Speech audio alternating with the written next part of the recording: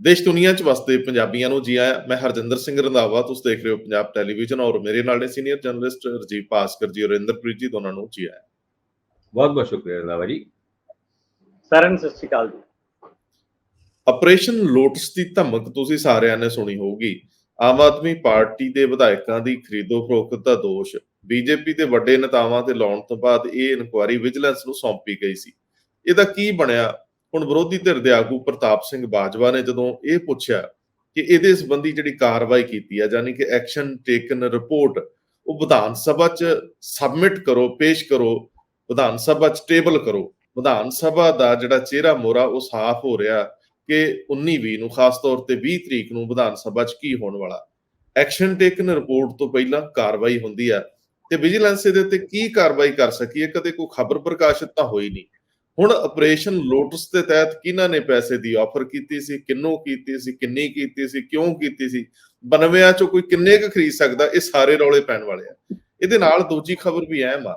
ਜਦੋਂ ਸਿਧਾਂਤਕ ਹੋਵੇ ਸਾਰਾ ਕੁਝ, ਅਸੀਂ ਪ੍ਰਿੰਸੀਪਲ ਇਹ ਕਹਿ ਕੇ ਆਏ ਹੋਈਏ ਕਿ ਅਸੀਂ ਬਦਲਾ ਲਈ ਆਉਂਦੇ ਆ, ਉਦੋਂ ਐਮਐਲਏ ਦੇ ਸਾਹਮਣੇ ਅਸਕੌਟ ਤੁਰਦੀ ਹੋਵੇ, ਇਹ ਵੈਸੇ ਕੋਈ ਓਪਰੀ ਗੱਲ ਨਹੀਂ। ਪੰਜਾਬ ਭੁਗਤਦਾ ਆ ਰਿਹਾ ਲਗਾਤਾਰ, ਜਿਹੜਾ ਐਮਐਲਏ ਬਣਦਾ ਹੈ ਜਾਂ ਛੋਟੇ-ਮੋਟੇ ਚੇਅਰਮੈਨ ਵੀ, ਉਹਨਾਂ ਦੇ ਅੱਗੇ ਪੁਲਿਸ ਦੀ ਇੱਕ ਜਿਪਸੀ ਚੱਲਦੀ ਹੈ, ਅਸਕੌਟ ਜਿਹਨੂੰ ਕਹਿੰਦੇ ਆ। ਅਸਕੌਟ ਅਮੂਮਨ ਪ੍ਰੋਟੋਕਾਲ ਦਾ ਇੱਕ ਹਿੱਸਾ ਹੁੰਦਾ ਹੈ। ਕਿਸੇ ਵਜ਼ੀਰ ਲਈ ਇਹ ਅਨਿਵਾਰੇ ਹੋ ਸਕਦਾ ਹੈ, ਉਹ ਜ਼ਰੂਰੀ ਹੋ ਸਕਦਾ। ਜਿਸ ਜ਼ਿਲ੍ਹੇ 'ਚ ਜਾਣਾ ਹੁੰਦਾ ਉੱਥੋਂ ਦਾ ਡੀਸੀ ਡਿਸਾਈਡ ਕਰਦਾ ਹੈ ਸਰਕਾਰ ਦੀਆਂ ਹਦਾਇਤਾਂ ਦੇ ਕਿ ਤੁਸੀਂ ਮੰਤਰੀ ਨੂੰ ਰਾਹ ਦਿਖਾਓ, ਉਹਨੂੰ ਉਹਦੀ ਜਗ੍ਹਾ ਤੱਕ ਸੇਫਲੀ ਛੱਡ ਕੇ ਆਓ। ਹੁਣ ਇਹ ਅਸਕੌਟ ਸਾਡੇ ਲਈ, ਸਾਰਿਆਂ ਲਈ ਇੱਕ ਵਰਤਾਰਾ ਆਮ ਜਿਹਾ ਐਮਐਲਏ ਦੇ ਅੱਗੇ ਲੱਗੀ ਹੋਣੀ ਚਾਹੀਦੀ। ਸਾਬਕਾ ਐਮਐਲਏ, ਸਾਬਕਾ ਵਜ਼ੀਰ, ਪੰਜਾਬ ਦੇ ਵਿੱਚ ਕੋਈ ਇਹੋ ਜਿਹਾ ਪੋਲੀਟੀਸ਼ੀਅਨ ਨਹੀਂ ਜਿਹੜਾ ਥੋੜਾ ਵੱਡਾ ਹੋ ਗਿਆ ਹੋਵੇ ਤੇ ਉਹਦੇ ਅੱਗੇ ਅਸਕੌਟ ਨਾ ਚੱਲਦੀ ਹੋਵੇ। ਹੁਣ ਇਹ ਮਾਮਲਾ ਜਦੋਂ ਫਰੀਦਕੋਟ ਦੇ ਐਮਐਲਏ ਨਾਲ ਜੁੜੇ ਹਾਦਸੇ ਨਾਲ ਜੁੜਿਆ ਤਾਂ ਇਹਦੇ ਅਰਥ ਕਾਫੀ ਵੱਡੇ ਆ। ਇਹਨੂੰ ਐਡਰੈਸ ਕਰਦੇ ਆ ਸਾਂਝੇ ਰੂਪ ਦੇ ਵਿੱਚ। ਕੱਲ ਸ਼੍ਰੀ ਅਕਾਲ ਤਖਤ ਸਾਹਿਬ ਦੇ ਜਥੇਦਾਰ ਲਗਾਤੇ ਗਏ ਆ। ਬੜੀ ਦੇਰ ਬਾਅਦ ਤਖਤ ਸਾਹਿਬ ਨੂੰ ਪੂਰਾ ਸੂਰਾ ਜਥੇਦਾਰ ਮਿਲਿਆ, ਪਰ ਜਥੇਦਾਰ ਸਾਹਿਬ ਦੀ ਨਿਯੁਕਤੀ ਜਿਹੜੀ ਆ ਉਹਦੇ ਤੇ ਸਵਾਲ ਉੱਠ ਰਿਹਾ ਕਿ ਜਥੇਦਾਰ ਨੂੰ ਹੈੱਡ ਗ੍ਰੰਥੀ ਦੇ ਰੂਪ ਦੇ ਵਿੱਚ ਲਾਉਣਾ ਤੇ ਨਾਲ ਹੀ ਪੂਰਾ ਜਥੇਦਾਰ ਲਾਉਣਾ, ਇਹ ਵੀ ਇੱਕ ਸਵਾਲ ਹੈ ਕਿ ਕੀ ਗਿਆਨੀ ਰਘਬੀਰ ਸਿੰਘ, ਜਿਨ੍ਹਾਂ ਦੀ ਦੇਰ ਤੋਂ ਮੰਗ ਸੀ ਕਿ ਉਹਨਾਂ ਨੂੰ ਹੈੱਡ ਗ੍ਰੰਥੀ ਸੱਚਖੰਡ ਸ੍ਰੀ ਦਰਬਾਰ ਸਾਹਿਬ ਲਾਇਆ ਜਾਵੇ, ਆਖਰੀ ਮੌਕੇ ਤੇ ਉਹਨਾਂ ਨੂੰ ਜਥੇਦਾਰ ਲਾਇਆ ਗਿਆ? ਕੀ ਇਸ ਤੋਂ ਪਹਿਲਾਂ ਕਿਸੇ ਹੋਰ ਨੂੰ ਜਥੇਦਾਰ ਲਾਉਣ ਦੀ ਕੋਈ ਕਵਾਇਦ ਸੀ, ਕੋਈ ਕਨਸੋ ਸੀ? ਕੀ ਇਸ ਤੋਂ ਪਹਿਲਾਂ ਕੋਈ ਹੋਰ ਜਥੇਦਾਰ ਨਿਰਧਾਰਤ ਹੋ ਚੁੱਕਿਆ ਸੀ ਜਿਹੜਾ ਕਿਸੇ ਦਬਾਅ ਤਹਿਤ ਨਹੀਂ ਲਾਇਆ ਗਿਆ? ਇਹ ਸਵਾਲ ਕੱਲ ਦਾ ਉੱਠ ਰਿਹਾ। ਨਹੀਂ ਤਾਂ ਇੱਕ ਵਿਅਕਤੀ ਨੂੰ 2 ਅਹੁਦੇ ਦਿੱਤੇ ਜਾਣੇ, ਔਰ ਉਹ ਵੀ ਫੁੱਲ ਫਲੈਜ। ਇਹ ਇੰਜ ਲੱਗਦਾ ਜਿਵੇਂ ਕੁਝ ਨਾ ਕੁਝ ਲਾਸਟ ਮੂਮੈਂਟ ਤੇ ਵਾਪਰਿਆ। ਬਹੁਤ ਸਾਰੇ ਸਵਾਲ ਉੱਠ ਰਿਹਾ ਕਿ ਸਿੰਘ ਸਾਹਿਬਾਨ ਨੂੰ ਲਾਉਣ ਦਾ ਵਿਧੀ ਵਿਧਾਨ, ਕਾਲੀ ਦੇ ਵਿੱਚ ਹਟਾਉਣਾ ਤੇ ਲਾਉਣਾ, ਇਹ ਅਸੀਂ ਨਹੀਂ ਕਹਿ ਰਹੇ। ਇਹਦੇ ਵਿੱਚ ਸ਼੍ਰੋਮਣੀ ਕਮੇਟੀ ਦੇ ਕਈ ਮੈਂਬਰ, ਜਿਨ੍ਹਾਂ 'ਚ ਬੀਬੀ ਕਿਰਨਜੋਤ ਕੌਰ ਨੇ, ਜਸਵਿੰਦਰ ਸਿੰਘ ਐਡਵੋਕੇਟ ਨੇ, ਗੁਰਪ੍ਰੀਤ ਸਿੰਘ ਰੰਧਾਵਾ ਨੇ, ਦਾਦੂਵਾਲ ਸਾਹਿਬ ਤਾਂ ਇਸ ਗੱਲ ਤੇ ਚਲੇ ਗਏ ਬਈ ਤੁਸੀਂ ਲਿਆਉਨੇ ਸ਼ਾਨੋ ਸ਼ੌਕਤ ਨਾਲ ਹੈ, ਪਰ ਜਦੋਂ ਤੁਸੀਂ ਕਿਸੇ ਜਥੇਦਾਰ ਨੂੰ ਲਾਉਂਦੇ ਹੋ ਉਦੋਂ ਇੱਕ ਤਰ੍ਹਾਂ ਨਾਲ ਬੇਇੱਜ਼ਤ ਕਰਕੇ ਹਟਾਉਂਦੇ ਹੋ। ਔਰ ਉਹਨਾਂ ਨੇ ਜਿਹੜੇ ਸ਼ਬਦ ਵਰਤੇ ਉਹ ਤਾਂ ਵਰਤਨੇ ਵੀ ਮੈਨੂੰ ਲੱਗਦਾ ਜਾਇਜ਼ ਨਹੀਂ, ਕਿ ਲਿਆਉਨੇ ਤੁਸੀਂ ਹਾਥੀ ਤੇ ਉਹ ਤੇ ਭੇਜਨੇ ਤੁਸੀਂ, ਉਹ ਛੱਡ ਦਿੰਦਾ ਮੈਂ ਸ਼ਬਦ।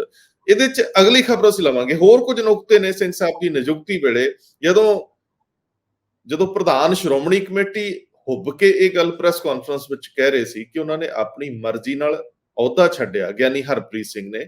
ਉਹਨਾਂ ਕੋਲ ਕੰਮ ਦਾ ਬਹੁਤ ਜ਼ਿਆਦਾ ਹੋਣ ਕਰਕੇ ਉਹਨਾਂ ਨੇ ਵਿਦੇਸ਼ ਤੋਂ ਕਾਲ ਕਰਕੇ ਕਿਹਾ ਕਿ ਮੈਂ ਛੱਡਣਾ ਚਾਹੁੰਦਾ ਹੈ। ਕਿ ਗਿਆਨੀ ਹਰਪ੍ਰੀਤ ਸਿੰਘ ਇਸ ਸੰਬੰਧੀ ਆਪ ਨਹੀਂ ਸੀ ਕੁਝ ਕਹਿ ਸਕਦੇ? ਜੇ ਆਪ ਛੱਡਿਆ ਹੋਵੇ ਤੇ ਬੰਦਾ ਪਹਿਲਾਂ ਹੀ ਕਹਿ ਦਿੰਦਾ ਵੀ ਤੁਸੀਂ ਕਿਸੇ ਹੋਰ ਨੂੰ ਲਗਾਓ, ਮੈਂ ਨਹੀਂ ਰਹਿਣਾ ਚਾਹੁੰਦਾ। ਪਰ ਉਹ ਤਾਂ ਸ਼ੁਕਰਾਨਾ ਕਰ ਰਿਹਾ ਤੇ ਉਹ ਪੱਤ ਬਖਸ਼ਣ ਦਾ ਜ਼ਿਕਰ ਕਰ ਰਿਹਾ, ਗੁਰੂ ਮਹਾਰਾਜ ਦਾ ਸ਼ੁਕਰਾਨਾ ਕਰਦਿਆਂ। ਮੈਂ ਇਹ ਤੋਂ ਥੋੜਾ ਜਿਹਾ ਅੱਗੇ ਜਾਣਾ ਚਾਹੂੰਗਾ। ਬਰਜਿੰਦਰ ਸਿੰਘ ਹਮਦਰਦ, ਅਜੀਤ ਪ੍ਰਕਾਸ਼ਨ ਸਮੂਹ ਦੇ ਪ੍ਰਬੰਧਕੀ ਸੰਪਾਦਕ, ਉਹਨਾਂ ਨੇ ਕੱਲ ਵਿਜੀਲੈਂਸ ਤੇ ਪੇਸ਼ ਹੋਣਾ ਸੀ। ਉਹਨਾਂ ਦੀ ਜਗ੍ਹਾ ਉਹਨਾਂ ਦਾ ਵਕੀਲ ਹੋਇਆ। ਇਹਦੇ ਵਿੱਚ ਕੁਝ ਡਿਵੈਲਪਮੈਂਟਸ ਨੇ, ਭਾਸਕਰ ਸਾਹਿਬ ਤੁਹਾਡੇ ਨਾਲ ਸਾਂਝ ਪਵਾਉਂਦੇ ਆ ਕਿ ਇਹਦੇ ਤੋਂ ਵਿਜੀਲੈਂਸ ਸੈਟੀਸਫਾਈ ਹੋਈ ਕਿ ਇਹਨਾਂ ਨੂੰ ਅਗਲੀ ਕਾਰਵਾਈ ਦੌਰਾਨ ਖੁਦ ਪੇਸ਼ ਹੋਣ ਲਈ ਕਿਹਾ ਗਿਆ? ਇਹ ਸਾਰੇ ਸਵਾਲ ਨੇ। ਵੈਸੇ ਨੈਸ਼ਨਲ ਰਾਜਨੀਤੀ ਦਾ ਵੀ ਕਾਫੀ ਰੌਲਾ ਰੱਪਾ ਹੈ। ਮਮਤਾ ਬੈਨਰਜੀ ਸ਼ਰਤਾਂ ਨਾਲ ਆ ਰਹੀ ਹੈ ਕਿ ਜੇਕਰ ਕਾਂਗਰਸ ਇਸੇ ਤਰ੍ਹਾਂ ਦਾ ਵਿਹਾਰ ਕਰਦੀ ਆ, ਉਹ ਕਾਮਰੇਡਾਂ ਨਾਲ ਤੁਰਦੀ ਆ, ਤਾਂ ਫਿਰ ਕਿੱਦਾਂ ਚੱਲੂ? ਕੱਲ ਅਮਿਤ ਸ਼ਾਹ ਪੰਜਾਬ 'ਚ ਹੋਣਗੇ। ਪੰਜਾਬ ਲਈ ਕੀ ਕੁਝ ਨਵਾਂ ਹੋ ਸਕਦਾ? ਇਹ 2 ਵਿਅਕਤੀ, ਪ੍ਰਧਾਨ ਮੰਤਰੀ ਔਰ ਗ੍ਰਹਿ ਮੰਤਰੀ, ਸਭ ਤੋਂ ਪ੍ਰਭਾਵਸ਼ਾਲੀ ਨੇ। ਜੇ ਕਿਸੇ ਸਟੇਟ ਨੂੰ ਕੋਈ ਦੇਣਾ ਚਾਹਣ ਤੇ ਇਹਨਾਂ ਲਈ ਕੋਈ ਮੁਸ਼ਕਲ ਨਹੀਂ। ਸੋ ਅਮਿਤ ਸ਼ਾਹ ਦਾ ਪੰਜਾਬ 'ਚ ਹੋਣਾ ਕਿ ਉਹ ਟੋਟਲ ਸਿਆਸੀ ਨਜ਼ਰੀਏ ਤੋਂ ਹੋਊਗਾ ਜਾਂ ਪੰਜਾਬ ਦੇ ਨਜ਼ਰੀਏ ਤੋਂ ਵੀ ਕੁਝ ਅਹਿਮ ਐਲਾਨ ਹੋ ਸਕਦਾ। ਹਾਲਾਂਕਿ ਅਹਿਮ ਐਲਾਨ ਦੀ ਗੁੰਜਾਇਸ਼ ਬਹੁਤ ਘੱਟ ਹੈ, ਪਰ ਜਾਂਦੇ ਜਾਂਦੇ ਕੁਝ ਵੀ ਸੰਭਵ ਹੁੰਦਾ ਕਿ ਪੰਜਾਬ ਦੇ ਭਾਜਪਾਈਆਂ ਨੇ, ਉਹਨਾਂ ਜਿਨ੍ਹਾਂ 'ਚ ਹੁਣ ਕੈਪਟਨ ਅਮਰਿੰਦਰ ਸਿੰਘ, ਸੁਨੀਲ ਜਾਖੜ ਤੇ ਬਹੁਤ ਸਾਰੇ ਵੱਡੇ ਨਾਮ ਹੀ ਨੇ, ਕਿ ਉਹਨਾਂ ਨੇ ਇਸ ਮੌਕੇ ਲਈ ਕੋਈ ਰਿਕੁਐਸਟ ਕੀਤੀ ਆ। ਜੇਪੀ ਨੱਡਾ ਕੈਪਟਨ ਅਮਰਿੰਦਰ ਸਿੰਘ ਦੇ 6ਵਾਂ ਫਾਰਮ ਦੀ ਚਾਹ ਦਾ ਨਜ਼ਾਰਾ ਲੈ ਕੇ ਗਏ ਨੇ, ਕਿ ਉਸ ਵੇਲੇ ਵੀ ਕੋਈ ਕੰਨ ਦੇ ਵਿੱਚ ਫੂਕ ਮਾਰੀ ਗਈ ਆ? ਇਹ ਸਾਰੇ ਸਵਾਲ ਐਡਰੈਸ ਕਰਦੇ ਆ। ਪਰ ਸਭ ਤੋਂ ਪਹਿਲਾਂ ਇੰਦਰਪ੍ਰੀਤ ਜੀ, ਜਦੋਂ ਐਕਸ਼ਨ ਟੇਕਨ ਰਿਪੋਰਟ ਟੇਬਲ ਕਰਨ ਲਈ ਬਾਜਵਾ ਕਹਿ ਰਹੇ ਨੇ ਕਿ ਉਹਨਾਂ ਦੀ ਗੱਲ ਸੁਣੀ ਜਾਊਗੀ। ਵੈਸੇ ਤਾਂ ਉਹ ਸਰਬਜੀਤ ਸਿੰਘ ਮਾਣੂਕੇ ਜਿਹੜੇ ਕਿ ਐਮਐਲਏ ਨੇ ਆਮ ਆਦਮੀ ਪਾਰਟੀ ਦੇ, ਉਹਨਾਂ ਦੇ ਖਿਲਾਫ ਵੀ ਸੀਬੀਆਈ ਦੀ ਜਾਂਚ ਮੰਗ ਰਹੇ ਆ। ਪਰ ਅਸੀਂ ਆਪਰੇਸ਼ਨ ਲੋਟਸ ਦੇ ਤਹਿਤ ਜਿਹੜੀ ਐਕਸ਼ਨ ਟੇਕਨ ਰਿਪੋਰਟ ਟੇਬਲ ਕਰਨ ਲਈ ਵਿਧਾਨ ਸਭਾ 'ਚ ਕਿਹਾ ਗਿਆ, ਉਹਦੇ ਤੇ ਜਾਵਾਂਗੇ। ਜਰਾ ਝਾਤੀ ਮਾਰੋ ਅੰਦਰ ਕਿ ਜਾਂਚ ਹੋਈ ਵੀ ਹੈ, ਐਕਸ਼ਨ ਟੇਕਨ ਰਿਪੋਰਟ ਹੈ ਵੀ ਹੈ, ਕਿਤੇ ਪੇਸ਼ ਤਾਂ ਹੀ ਕੀਤੀ ਜਾਊਗੀ ਜਿੰਨ ਜੇ ਹੋਊਗਾ ਤਾਂ ਨਿਕਲੂਗਾ ਨਾ ਜੀ। ਬਾਜਵਾ ਸਾਹਿਬ ਨੇ ਜਿਹੜੀ ਰੰਧਾਵਾ ਸਾਹਿਬ ਐਕਚੁਅਲੀ ਰਿਪੋਰਟ ਟੇਬਲ ਕਰਨ ਵਾਸਤੇ ਕਿਹਾ ਹੈ, ਉਹ ਚੰਗੀ ਤਰ੍ਹਾਂ ਜਾਣਦੇ ਆ ਕਿ ਉਸ ਤੇ ਤਾਂ ਕੋਈ ਜਾਂਚ ਹੀ ਨਹੀਂ ਹੋਈ, ਇਸ ਕਰਕੇ ਹੀ ਉਹ ਮੰਗ ਰਹੇ। ਅਸਲ ਦੇ ਵਿੱਚ ਉਹ ਸਵਾਲ ਐਕਸ਼ਨ ਟੇਕਨ ਰਿਪੋਰਟ ਤੇ ਨਹੀਂ ਉਠਾ ਰਹੇ, ਅਸਲ 'ਚ ਉਹ ਸਵਾਲ ਉਠਾ ਰਹੇ ਨੇ ਜਿਹੜੇ ਸਪੈਸ਼ਲ ਸੈਸ਼ਨ ਬੁਲਾ ਕੇ ਅਸੀਂ ਰੈਗੂਲਰ ਸੈਸ਼ਨ ਮਿਸ ਕਰ ਰਹੇ ਹਾਂ, ਉਸ ਤੇ ਉਠਾ ਰਹੇ ਆ। ਜਿਹੜਾ ਉਹਨਾਂ ਦਾ ਅਸਲੀ ਮਤਲਬ ਮਕਸਦ ਹੈ ਇਹ ਗੱਲ ਨੂੰ ਉਠਾਉਣ ਦਾ। ਉਹਨਾਂ ਨੇ ਕਿਹਾ ਵੀ ਤੁਸੀਂ ਪਿਛਲੀ ਵਾਰ ਵੀ ਇਹ ਆਪਰੇਸ਼ਨ ਲੋਟਸ ਦੀ ਗੱਲ ਕੀਤੀ ਸੀ ਤੇ ਉਸ ਤੇ ਸਪੈਸ਼ਲ ਸੈਸ਼ਨ ਸੱਦਿਆ ਸੀਗਾ, ਜਿਸ ਬਾਅਦ ਚ ਵਾਦ ਵਿਵਾਦ ਹੋਇਆ। ਗਵਰਨਰ ਸਾਹਿਬ ਨੇ ਅਪਰੂਵਲ ਦਿੱਤੀ ਨਹੀਂ ਦਿੱਤੀ, ਉਹ ਆਪਾਂ ਉਸ 'ਚ ਨਹੀਂ ਜਾਣਾ ਚਾਹੁੰਦੇ, ਕਿਉਂਕਿ ਆਪਾਂ ਕੱਲ ਲੰਬਾ ਟਾਈਮ ਇਸ ਤੇ ਲਗਾਇਆ ਡਿਸਕਸ਼ਨ ਦੇ ਉੱਤੇ। ਅਸਲ 'ਚ ਕੀ ਹੋ ਰਿਹਾ ਰੰਧਾਵਾ ਸਾਹਿਬ, ਦਿੱਕਤ ਇਹ ਹੈ ਕਿ ਸਰਕਾਰਾਂ ਜਿਹੜੀ ਵੀ ਪੋਲੀਟੀਕਲ ਪਾਰਟੀ ਦੀ ਆ ਜੇ, ਉਹ ਸਰਕਾਰ 'ਚ ਆਉਣ ਤੋਂ ਬਾਅਦ ਪਤਾ ਨਹੀਂ ਸੈਸ਼ਨ ਤੋਂ ਕਿਉਂ ਭੱਜਦੀਆਂ ਰਹਿੰਦੀਆਂ ਨੇ। ਵਿਰੋਧੀ ਧਿਰ 'ਚ ਹੁੰਦੇ ਹੋਏ ਤਾਂ ਬਹੁਤ ਲੰਬੇ ਲੰਬੇ ਦਮਗੱਜੇ ਛੱਡਦੀਆਂ ਨੇ ਕਿ ਸੈਸ਼ਨ ਲੰਬੇ ਹੋਣੇ ਚਾਹੀਦੇ ਨੇ ਜੀ। ਆ ਕੇ ਵੀ ਇਸੇ ਸੀਐਮ ਨੇ ਕਿਹਾ ਵਧਾ ਲਓ ਜਿੰਨਾ ਮਰਜ਼ੀ ਵਧਾਣਾ ਤੁਸੀਂ, ਮੈਨੂੰ ਕੋਈ ਦਿੱਕਤ ਨਹੀਂ, ਮੈਂ ਤਾਂ ਚਾਹਨਾ ਕਿ ਸਾਰੇ ਪਾਰਟਿਸਿਪੇਟ ਕਰਨ। ਤੇ ਮੌਕਾ ਕਦੋਂ ਦੇ ਰਹੇ ਹੋ? ਸੈਸ਼ਨ ਬੁਲਾਣਾ ਸਪੀਕਰ ਦਾ ਕੰਮ ਥੋੜੀ ਹੈ, ਸਪੀਕਰ ਨੇ ਤਾਂ ਉਹਨੂੰ ਚਲਾਣਾ ਹੈ। ਜਦੋਂ ਸੈਸ਼ਨ ਬੁਲਾ ਲਿਆ ਤਾਂ ਉਹਨੂੰ ਚਲਾਣਾ ਕਿਵੇਂ ਹੈ, ਇਹ ਕੰਮ ਸਪੀਕਰ ਦਾ। ਤੁਸੀਂ ਮਤਲਬ ਜਦੋਂ ਬਿਜ਼ਨਸ ਦੋਗੇ ਤੇ ਤੁਸੀਂ ਕਹੋਗੇ ਕਿ ਹਾਂ ਜੀ ਅਸੀਂ ਆਹ ਬਿਜ਼ਨਸ ਤਾਂ ਕਰਨਾ ਚਾਹੁੰਦੇ ਹਾਂ, ਤਾਂ ਕਮ ਸੇ ਕਮ ਦੋ ਤਾਂ ਸਹੀ। ਇਹ ਸਪੈਸ਼ਲ ਸੈਸ਼ਨ ਪਹਿਲਾਂ ਆਪਰੇਸ਼ਨ ਲੋਟਸ ਦੇ ਤਹਿਤ ਬੁਲਾਇਆ ਗਿਆ, ਬਹੁਤ ਰੌਲਾ ਪਾਇਆ ਗਿਆ, ਬਹੁਤ ਐਮਐਲਏ ਨੇ ਕਿਹਾ ਗਿਆ ਕਿ ਬਹੁਤ ਸਾਰੇ ਐਮਐਲਏ ਨੂੰ ਭਾਰਤੀ ਜਨਤਾ ਪਾਰਟੀ ਜਿਹੜਾ ਹੈਗਾ ਉਹ ਪੈਸੇ ਦੇ ਕੇ ਖਰੀਦਣਾ ਚਾਹੁੰਦੀ ਹੈ ਤੇ ਸਾਡੇ ਜਿਹੜੇ ਐਮਐਲਏ ਉਹ ਵਿਕਾਊ ਨਹੀਂ ਹੈਗੇ। ਸੈਸ਼ਨ ਬੁਲਾਇਆ ਗਿਆ, ਪਰ ਸੈਸ਼ਨ ਦੇ ਵਿੱਚ ਮਤਲਬ ਇਹ ਨਾ ਕੋਈ ਜ਼ਿਆਦਾ ਇਸ ਤੇ ਡਿਸਕਸ਼ਨ ਨਹੀਂ ਹੋਈ। ਹਾਲਾਂਕਿ ਵਿੱਤ ਮੰਤਰੀ ਹਰਪਾਲ ਚੀਮਾ ਆਪਣੇ ਕਈ ਸਾਥੀਆਂ ਸਮੇਤ ਡੀਜੀਪੀ ਦੇ ਦਫ਼ਤਰ 'ਚ ਜਾ ਕੇ ਇਹਦੀ ਰਿਪੋਰਟ ਦਰਜ ਕਰਾ ਕੇ ਆਇਆ। ਪਰ ਅੱਜ ਦੇਖੋ, ਮੈਨੂੰ ਲੱਗਦਾ ਕਿ ਆਲਮੋਸਟ ਉਹਨੂੰ 6 ਮਹੀਨੇ ਤੋਂ ਉੱਪਰ ਟਾਈਮ ਹੋ ਗਿਆ। ਕੀ ਹੋਇਆ ਉਸ ਰਿਪੋਰਟ ਦਾ? ਉਹ ਸੈਸ਼ਨ ਵੀ ਉਹਦੇ ਕਰਕੇ ਖਤਮ ਹੋ ਗਿਆ, ਪਰ ਉਹ ਰਿਪੋਰਟ ਵੀ ਹੁਣ ਕਿਤੇ ਨਹੀਂ ਹੈਗੀ। ਸੋ ਇਸੇ ਤਰ੍ਹਾਂ ਹੀ ਹੁਣ ਇੱਕ ਨਵਾਂ ਆ ਗਿਆ ਕਿ ਅਸੀਂ ਜਿਹੜਾ ਸੈਂਟਰ ਗਵਰਨਮੈਂਟ ਦਾ ਜਿਹੜਾ ਅਧਿਆਦੇਸ਼ ਹੈ, ਆਰਡੀਨੈਂਸ ਹੈ, ਅਸੀਂ ਉਹਦੇ ਖਿਲਾਫ ਇੱਕ ਮਤਾ ਲੈ ਕੇ ਆਉਣਾ ਹੈ। ਉਹ ਵੀ ਉਨਾ ਹੀ ਇੰਪੋਰਟੈਂਟ ਹੈ, ਇਕੁਅਲੀ ਇੰਪੋਰਟੈਂਟ ਹੈ। ਮੈਨੂੰ ਲੱਗਦਾ ਕਿ ਜੀ ਮੈਂ ਉਸ ਗੱਲ ਨੂੰ ਥੋੜਾ ਜਿਹਾ ਐਲੈਬੋਰੇਟ ਕਰਨਾ ਚਾਹੂੰਗਾ। ਤੁਹਾਨੂੰ ਯਾਦ ਕਰਾਵਾਂ ਦੋਸਤੋ, ਉਹ ਦਿਨ ਉਹ ਸੀਗੇ ਜਦੋਂ ਦਿੱਲੀ ਦੇ ਵਿੱਚ ਖਰੀਦੋ ਫਰੋਖਤ ਦਾ ਰੌਲਾ ਪਿਆ ਤੇ ਦਿੱਲੀ ਦੇ ਵਿੱਚ ਕੇਜਰੀਵਾਲ ਸਾਹਿਬ ਆਪਣੇ ਕੋਲ ਭਰਵੀਂ ਮੈਜੋਰਟੀ ਹੋਣ ਦੇ ਬਾਵਜੂਦ ਵੀ ਉੱਥੇ ਪ੍ਰਸਤਾਵ ਲਿਆਉਂਦੇ ਨੇ ਜਿਹੜਾ ਵਿਸ਼ਵਾਸ ਮਤ ਹਾਸਲ ਕਰਨ ਦਾ। ਵਿਸ਼ਵਾਸ ਮਤ ਹਾਸਲ ਕਰਨ ਦਾ ਮਤਲਬ ਹੁੰਦਾ ਕਿ 6 ਮਹੀਨੇ ਤੱਕ ਦੁਬਾਰਾ ਕੋਈ ਵਿਧਾਨ ਸਭਾ ਦੇ ਵਿੱਚ ਇਸ ਤਰ੍ਹਾਂ ਦੀ ਲੋੜ ਨਹੀਂ ਪੈਂਦੀ। ਮਤਲਬ 6 ਮਹੀਨੇ ਲਈ ਤੁਹਾਡੀ ਸਰਕਾਰ ਸੇਫ ਹੋ ਜਾਂਦੀ ਹੈ। ਜੇ ਤੁਹਾਡੇ ਵਿਧਾਇਕ ਟੁੱਟ ਵੀ ਜਾਣ ਤੇ ਘੱਟੋ ਘੱਟ 6 ਮਹੀਨੇ ਤੱਕ ਤੁਸੀਂ ਇਹ ਮੰਗ ਨਹੀਂ ਕਰ ਸਕਦੇ ਕਿ ਇਸ ਸਰਕਾਰ ਕੋਲੇ ਬਹੁਮਤ ਨਹੀਂ ਹੈ। ਇਹ ਪ੍ਰਕਿਰਿਆ ਪੰਜਾਬ ਦੇ ਵਿੱਚ ਵੀ ਚਲਾ ਲਈ ਗਈ। ਕਿ ਉਦੋਂ ਸਵਾਲ ਇਸ ਤੋਂ ਵੱਡਾ ਹੈ ਕਿ ਕੀ ਉਦੋਂ ਪੰਜਾਬ ਦੇ ਵਿੱਚ ਬਣੇ ਵਿਧਾਇਕ ਹੋਣ ਦੇ ਬਾਵਜੂਦ ਇਹ ਡਰ ਸੀ ਕਿ ਸਰਕਾਰ ਤੋੜਤੀ ਜਾਊਗੀ? ਬੰਦੇ ਸਾਡੇ ਜਿਹੜੇ ਨੇ 40 ਬੰਦੇ ਦੂਜੇ ਪਾਸੇ ਜਾ ਸਕਦੇ, ਕਿਤੇ 40 ਬੰਦੇ ਅਸਤੀਫਾ ਦੇਣ ਦੀ ਸਥਿਤੀ 'ਚ ਹੋ ਸਕਦੇ। ਸੋ ਇਸ ਡਰ ਦੇ ਵਿੱਚ ਗਵਰਨਰ ਨਾਲ ਵੀ ਪੰਗਾ ਪਿਆ। ਉਹ ਕਹਿੰਦੇ ਇਸ ਮੁੱਦੇ ਤੇ ਨਹੀਂ ਮੈਂ ਦੇ ਸਕਦਾ ਇਜਾਜ਼ਤ, ਔਰ ਫਿਰ ਹੋਰ ਬਿਜ਼ਨਸ ਦੱਸ ਕੇ ਤੇ ਇਹ ਕੀਤਾ ਗਿਆ। ਤੁਹਾਨੂੰ ਯਾਦ ਹੋਣਾ। ਮੇਰਾ ਸਵਾਲ ਇਹ ਹੈ, ਅੱਜ ਦੇ ਦਿਨ ਦੇ ਵਿੱਚ ਜੇ ਕੇਜਰੀਵਾਲ ਸਾਹਿਬ ਦਾ ਦੌਰਾ ਪ੍ਰਸਤਾਵਿਤ ਹੈ, ਜੇ ਉਹ ਵਿਧਾਨ ਸਭਾ ਦੇ ਵਿੱਚ ਬੈਠਣਾ ਚਾਹੁੰਦੇ, ਕੰਸੋ ਇਸ ਗੱਲ ਦੀ ਵੀ ਹੈ ਕਿ ਕੇਜਰੀਵਾਲ ਸਾਹਿਬ ਵਿਧਾਇਕਾਂ ਦੀ ਨਬਜ ਟਟੋਲਣਾ ਚਾਹੁੰਦੇ ਆ ਕਿ ਕੀ ਕੋਈ ਅੰਦਰ ਅਨਰੈਸਟ ਤਾਂ ਨਹੀਂ, ਵੱਡੀ ਤਾਕਤ ਜਾਂ ਕੋਈ ਹੋਰ ਤਾਕਤ ਸਾਡੇ ਐਮਐਲਏਜ਼ ਨੂੰ ਕਿਸੇ ਤਰੀਕੇ ਨਾਲ ਲਿਉੜ ਤਾਂ ਨਹੀਂ ਕਰ ਰਹੀ, ਕੋਈ ਲਾਲਚ ਤਾਂ ਨਹੀਂ ਦੇ ਰਹੀ? ਉਹ ਸਾਡੇ ਨਾਲ ਟਿਕੇ ਹੋਏ ਨੇ, ਉਹ ਮੇਰੇ ਨਾਲ ਹੈ ਕਿ ਨਹੀਂ? ਇਹ ਵੀ ਸਵਾਲ ਆ ਕਿ ਪੰਜਾਬ ਦੇ ਵਿੱਚ ਭਗਵੰਤ ਮਾਨ ਕਿ ਕੇਜਰੀਵਾਲ, ਪਪੂਲਰ ਕੌਣ, ਐਮਐਲਏ ਕਿਹਦੇ ਨਾਲ ਆ? ਜੇ ਲੋੜ ਪਵੇ ਤਾਂ ਕਿਸ ਤਰੀਕੇ ਨਾਲ ਹੈ? ਸੋ ਇਹ ਸਵਾਲ ਜਿਹੜਾ ਪ੍ਰਸ਼ਾਸਨਿਕ ਹਲਕਿਆਂ ਦੇ ਕੁਝ ਦਾਇਰੇ ਨੇ ਉਹਨਾਂ ਦੇ ਵਿੱਚ ਉੱਭਰਦਾ ਹੈ ਕਿ ਕੇਜਰੀਵਾਲ ਸਾਹਿਬ ਕੀ ਐਮਐਲਏਜ਼ ਨੂੰ ਮਿਲਣਾ ਚਾਹ ਰਹੇ ਆ? ਸੋ ਇਹ ਵੀ ਸਵਾਲ ਆ ਕਿ ਜਦੋਂ ਆਪਰੇਸ਼ਨ ਲੋਟਸ ਦਾ ਰੌਲਾ ਪਿਆ ਸੀ ਤੇ ਤੁਸੀਂ 6 ਮਹੀਨੇ ਲਈ ਆਪਣਾ ਵਿਸ਼ਵਾਸ ਮਤ ਹਾਸਲ ਕਰ ਲਿਆ ਸੀ, 92 ਦੇ ਹੁੰਦਿਆਂ ਦੀ ਲੋੜ ਨਹੀਂ ਸੀ। ਅੱਜ ਫਿਰ ਉਹੀ ਸਿਚੁਏਸ਼ਨ ਦੇ ਵਿੱਚ ਖੜੇ ਆ। ਹੁਣ ਮੈਨੂੰ ਅੱਗੇ ਗੱਲ ਤੋਰ ਕੇ ਦੱਸੋ ਕਿ ਸਥਿਤੀ ਇਸ ਵੇਲੇ ਵਿਧਾਨ ਸਭਾ ਦੇ ਨਜ਼ਰੀਏ ਤੋਂ ਕੀ ਹੈ? ਡਰ ਕਾਦੇ ਨੇ, ਰੌਲੇ ਕਾਦੇ ਨੇ? ਕੀ ਆਰਡੀਨੈਂਸ ਦੇ ਖਿਲਾਫ ਮਤਾ ਆ ਸਕਦਾ? ਭਾਸਕਰ ਸਾਹਿਬ ਵੀ ਕੁਝ ਕਹਿਣਾ ਚਾਹੁੰਦੇ ਆ, ਮੈਂ ਚਾਹੁੰਦਾ ਦੋਨੇ ਰਲ ਕੇ ਗੱਲ ਨੂੰ ਵਧਾਓ। ਰੰਧਾਵਾ ਸਾਹਿਬ, ਇਹ ਤਾਂ ਗੱਲ ਹੈਗੀ ਹੈ, ਸਰਕਾਰ ਇਸ ਗੱਲ ਦੀ ਤਿਆਰੀ ਕਰ ਰਹੀ ਹੈ ਕਿ ਕੇਂਦਰ ਸਰਕਾਰ ਦਾ ਜਿਹੜਾ ਉਹ ਆਰਡੀਨੈਂਸ ਹੈ ਉਹਦੇ ਖਿਲਾਫ ਇੱਕ ਪ੍ਰੈਸ਼ਰ ਟੈਕਟਿਸ ਹੈ ਕਿ ਉਹ ਮਤਾ ਲਿਆਤਾ ਜਾਵੇ ਤੇ ਉਹਦੇ ਨਾਲ ਆਲੋਚਨਾ ਹੋਵੇ। ਹਾਲਾਂਕਿ ਦੇਖੋ, ਮਤਿਆਂ ਦੀ ਕੋਈ ਜ਼ਿਆਦਾ ਵੈਲਿਊ ਨਹੀਂ ਤੇ ਸਿਰਫ ਪ੍ਰੈਸ਼ਰ ਟੈਕਟਿਸ ਹੀ ਹੁੰਦੇ ਨੇ। ਤੁਸੀਂ ਦੇਖੋ, ਪਹਿਲਾਂ ਵੀ ਅਸੀਂ ਕਈ ਮਤੇ ਪਾਸ ਕਰ ਚੁੱਕੇ ਹਾਂ, ਚਾਹੇ ਉਹ SYL ਦੇ ਹੋਣ ਜਾਂ ਕਈ ਹੋਰ ਹੋਣ, ਪਰ ਉਹ ਜਦ ਤੱਕ ਉਹ ਕਿਸੇ ਤੋਰ ਸਿਰੇ ਨਹੀਂ ਚੜਦੇ ਤਾਂ ਤੱਕ ਤਾਂ ਗੱਲ ਨਹੀਂ ਬਣਦੀ। ਉਹ ਸਿਰਫ ਇੱਕ ਮਤਾ ਹੀ ਨਹੀਂ, ਠੀਕ ਹੈ। ਪ੍ਰੈਸ਼ਰ ਜਿਹਦੇ ਤੇ ਤੁਸੀਂ ਪ੍ਰੈਸ਼ਰ ਪਾਣਾ, ਉਹ ਪ੍ਰੈਸ਼ਰ ਉਹਨੂੰ ਲੈ ਰਿਹਾ ਕਿ ਨਹੀਂ ਲੈ ਰਿਹਾ, ਇਸ ਤੇ ਵੀ ਬਹੁਤ ਗੱਲ ਹੁੰਦੀ ਹੈ। ਲੇਕਿਨ ਗਵਰਨਮੈਂਟ ਜਾਂ ਪੋਲੀਟੀਕਲ ਪਾਰਟੀਆਂ ਇਹ ਕੋਸ਼ਿਸ਼ ਜ਼ਰੂਰ ਕਰਦੀਆਂ ਨੇ, ਇਸ ਨੂੰ ਵੀ ਲੈ ਕੇ ਚੱਲ ਰਹੀਆਂ ਨੇ। ਦੇਖੋ, ਸਾਰੀਆਂ ਸਟੇਟਾਂ ਦੇ ਵਿੱਚ ਉਹ ਗਏ ਨੇ ਔਰ ਉਹਨਾਂ ਨੇ ਕਿਹਾ ਵੀ ਉਹਨਾਂ ਦੇ ਰਾਜ ਸਭਾ ਦੇ ਜਿਹੜੇ ਮੈਂਬਰਸ ਨੇ ਉਹ ਇੱਥੇ ਵਿਰੋਧ ਕਰਨ ਤਾਂ ਕਿ ਇਹ ਪਾਸ ਨਾ ਹੋਏ। ਪਰ ਜਿਹੜੀ ਗੱਲ ਹੈਗੀ ਹੈ ਕਿ ਇਸ ਬਹਾਨੇ ਜਿਹੜਾ ਸੈਸ਼ਨ ਖਤਮ ਹੋ ਜਾਊਗਾ, ਬਾਜਵਾ ਸਾਹਿਬ ਦਾ ਸਵਾਲ ਉਸ ਤੇ ਹੈ ਕਿ ਤੁਸੀਂ ਮੇਨ ਸੈਸ਼ਨ ਖਤਮ ਕਰ ਦੋਗੇ।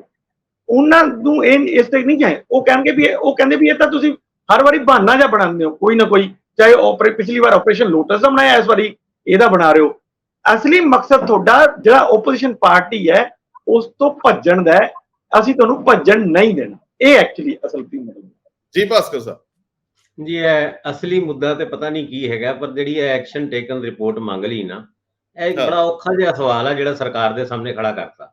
ਯਾਦ ਕਰੋ, ਉਹ 27 ਸਤੰਬਰ ਜਿਸ ਦਿਨ ਇਹ ਵਿਸ਼ਵਾਸ ਮਤ ਪ੍ਰਸਤਾਵ ਪਾਸ ਕਰਾਉਣਾ ਸੀਗਾ ਅਸੈਂਬਲੀ ਦੇ ਵਿੱਚ, 3 ਘੰਟੇ ਤੋਂ ਵੱਧ ਬਹਿਸ ਹੋਈ। 36 ਮਿੰਟ ਭਗਵੰਤ ਮਾਨ ਮੁੱਖ ਮੰਤਰੀ ਨੇ ਆਪ ਲਾਏ, ਉਸ ਤੋਂ ਬਾਅਦ 17 ਮਿੰਟ ਲਾਏ ਅਮਨ ਅਰੋੜਾ ਉਹਨਾਂ ਨੇ, ਔਰ ਬਾਕੀ ਸਾਰੇ ਐਮਐਲਏ ਨੇ ਵੀ ਮਿਲਾ ਕੇ, ਯਾਨੀ 3 ਘੰਟੇ ਦੀ ਗੱਲਬਾਤ ਦੇ ਵਿੱਚ ਇਹ ਨਿਕਲਿਆ ਕਿ ਬੀਜੇਪੀ ਸਾਡੇ ਐਮਐਲਏ ਨੂੰ ਖਰੀਦਣਾ ਚਾਹੁੰਦੀ ਹੈ। ਆਪਰੇਸ਼ਨ ਲੋਟਸ ਪਹਿਲੇ ਦਿੱਲੀ ਚਲਿਆ ਤੇ ਇੱਥੇ ਚਲਿਆ, ਦਿੱਲੀ ਦੇ ਵੀ ਕੋਈ ਸਬੂਤ ਨਹੀਂ, ਇੱਥੇ ਦੇ ਵੀ ਕੋਈ ਸਬੂਤ ਨਹੀਂ। ਔਰ ਇਹ ਉਹਨਾਂ ਦਿਨਾਂ ਦੀ ਗੱਲ ਹੈਗੀ ਹੈ ਜਦ ਭਗਵੰਤ ਮਾਨ ਉਹਨਾਂ ਜਰਮਨੀ ਗਏ ਹੋਏ ਸੀਗੇ ਔਰ ਪਿੱਛੇ ਹਰਪਾਲ ਸਿੰਘ ਚੀਮਾ ਉਹਨਾਂ ਨੇ ਮੋਰਚਾ ਸੰਭਾਲਿਆ ਸੀਗਾ। 10 ਐਮਐਲਏ ਪਿੱਛੇ ਖੜੇ ਸੀ। ਉਹਨਾਂ ਦੇ ਜਦ ਪ੍ਰੈਸ ਕਾਨਫਰੰਸ ਕਰਕੇ ਕਿਹਾ ਕਿ ਸਾਡੇ 10 ਤੋਂ ਵੱਧ ਐਮਐਲਏ ਨੂੰ ਏਦਾਂ ਦੇ ਫੋਨ ਆਏ ਨੇ ਜਿਨ੍ਹਾਂ ਨੂੰ ਖਰੀਦਣ ਦੀ ਕੋਸ਼ਿਸ਼ ਕੀਤੀ ਹੈ। ਰੇਟ ਵੀ 5 ਕਰੋੜ ਤੋਂ 25 ਕਰੋੜ ਦੱਸਿਆ ਗਿਆ। ਬਾਅਦ ਚੋਂ ਪਠਾਨ ਮਾਜਰਾ ਨੇ ਤੇ ਇਸ ਰੇਟ ਨੂੰ 100 ਕਰੋੜ ਤੱਕ ਵਧਾਤਾ, ਜਦ ਕਹਿੰਦੇ ਮੈਨੂੰ ਤੇ 100 ਕਰੋੜ ਦੀ ਆਫਰ ਹੋ ਗਈ ਹੈ, ਔਰ ਉਹ ਵੀ ਖਾਸ ਕਰਕੇ ਉਸ ਆਪਰੇਸ਼ਨ ਲੋਟਸ ਦੇ ਅੰਤਰਗਤ। ਹੁਣ ਕੁਝ ਸਬੂਤ ਵੀ ਪੇਸ਼ ਕੀਤੇ ਗਏ ਜੋ ਸਾਨੂੰ ਦੱਸਿਆ ਗਿਆ ਹਰਪਾਲ ਚੀਮਾ ਉਹਨਾਂ ਦੇ ਦੁਆਰਾ ਕਿ ਡੀਜੀਪੀ ਸਾਹਿਬ ਨੂੰ ਜਿਹੜੀ ਕੰਪਲੇਂਟ ਕੀਤੀ ਹੈ ਉਹਦੇ ਵਿੱਚ ਸਾਰੇ ਸਬੂਤ ਦਿੱਤੇ ਨੇ। ਔਰ ਸੁਖਨਾ ਲੇਕ ਦੇ ਕਿਨਾਰੇ ਕਿਸ ਤਰੀਕੇ ਨਾਲ ਸ਼ੀਤਲ ਅੰਗਰਾਲ ਨੂੰ ਇੱਕ ਕਾਲੇ ਕੋਟ ਵਾਲਾ ਬੰਦਾ ਮਿਲਿਆ, ਉਹਨੇ ਇਹ ਆਫਰ ਦਿੱਤੀ ਵੀ ਤੁਸੀਂ ਆਪਣਾ ਕੰਮ ਕਰੋ, ਅਸੀਂ ਆਪਣਾ ਕੰਮ ਕਰ ਦਾਂਗੇ। ਇਹ ਸਾਰੀ ਗੱਲਾਂ ਦੇ ਬਾਵਜੂਦ ਵੀ ਮਹੀਨੇ ਬਾਅਦ ਇੱਕ ਖਬਰ ਛਪੀ ਸੀ ਕਿ ਹਜੇ ਤੱਕ ਸ਼ੀਤਲ ਅੰਗਰਾਲ, ਰਮਨ ਅਰੋੜਾ ਔਰ ਉਹ तमाम ਐਮਐਲਏ ਜਿਨ੍ਹਾਂ ਦੇ ਫੋਨ ਦੇ ਵਿੱਚ ਇਹ ਸਾਰੇ ਸਬੂਤ ਮੌਜੂਦ ਨੇ, ਜਿਨ੍ਹਾਂ ਦੇ ਨਾਲ ਉਹਨਾਂ ਦੀ ਗੱਲ ਆਈ, ਉਹ ਫੋਨ ਤੱਕ ਨਹੀਂ ਲਿੱਤੇ ਗਏ ਸੀਗੇ। ਤੇ ਹੁਣ ਬਾਜਵਾ ਸਾਹਿਬ ਦੇਖੋ, ਬਾਜਵਾ ਸਾਹਿਬ ਮੌਕੇ ਤੇ ਚੌਕਾ ਲਾਉਂਦੇ ਨੇ, ਔਰ ਇਹ ਮੌਕੇ ਤੇ ਚੌਕਾ ਲਾਉਣ ਵਾਲੀ ਹੀ ਗੱਲ ਹੈਗੀ ਹੈ। ਦੱਸੋ ਐਕਸ਼ਨ ਟੇਕਨ ਰਿਪੋਰਟ। ਡੀਜੀਪੀ ਸਾਹਿਬ ਨੇ ਆਪ ਕੰਪਲੇਂਟ ਰਿਸੀਵ ਕੀਤੀ ਸੀ ਔਰ ਵਿਜੀਲੈਂਸ ਨੇ ਇੱਕ AIG ਨੂੰ ਡਿਊਟੀ ਤੇ ਲਾਇਆ ਸੀ ਵੀ ਕਰ ਦੋ ਆਪਰੇਸ਼ਨ ਲੋਟਸ ਦਾ ਪਰਦਾਫਾਸ਼। ਉਹ ਪਰਦਾਫਾਸ਼ ਕਿਉਂ ਨਹੀਂ ਹੋਇਆ? ਕੀ ਆਪਰੇਸ਼ਨ ਲੋਟਸ ਸੀ?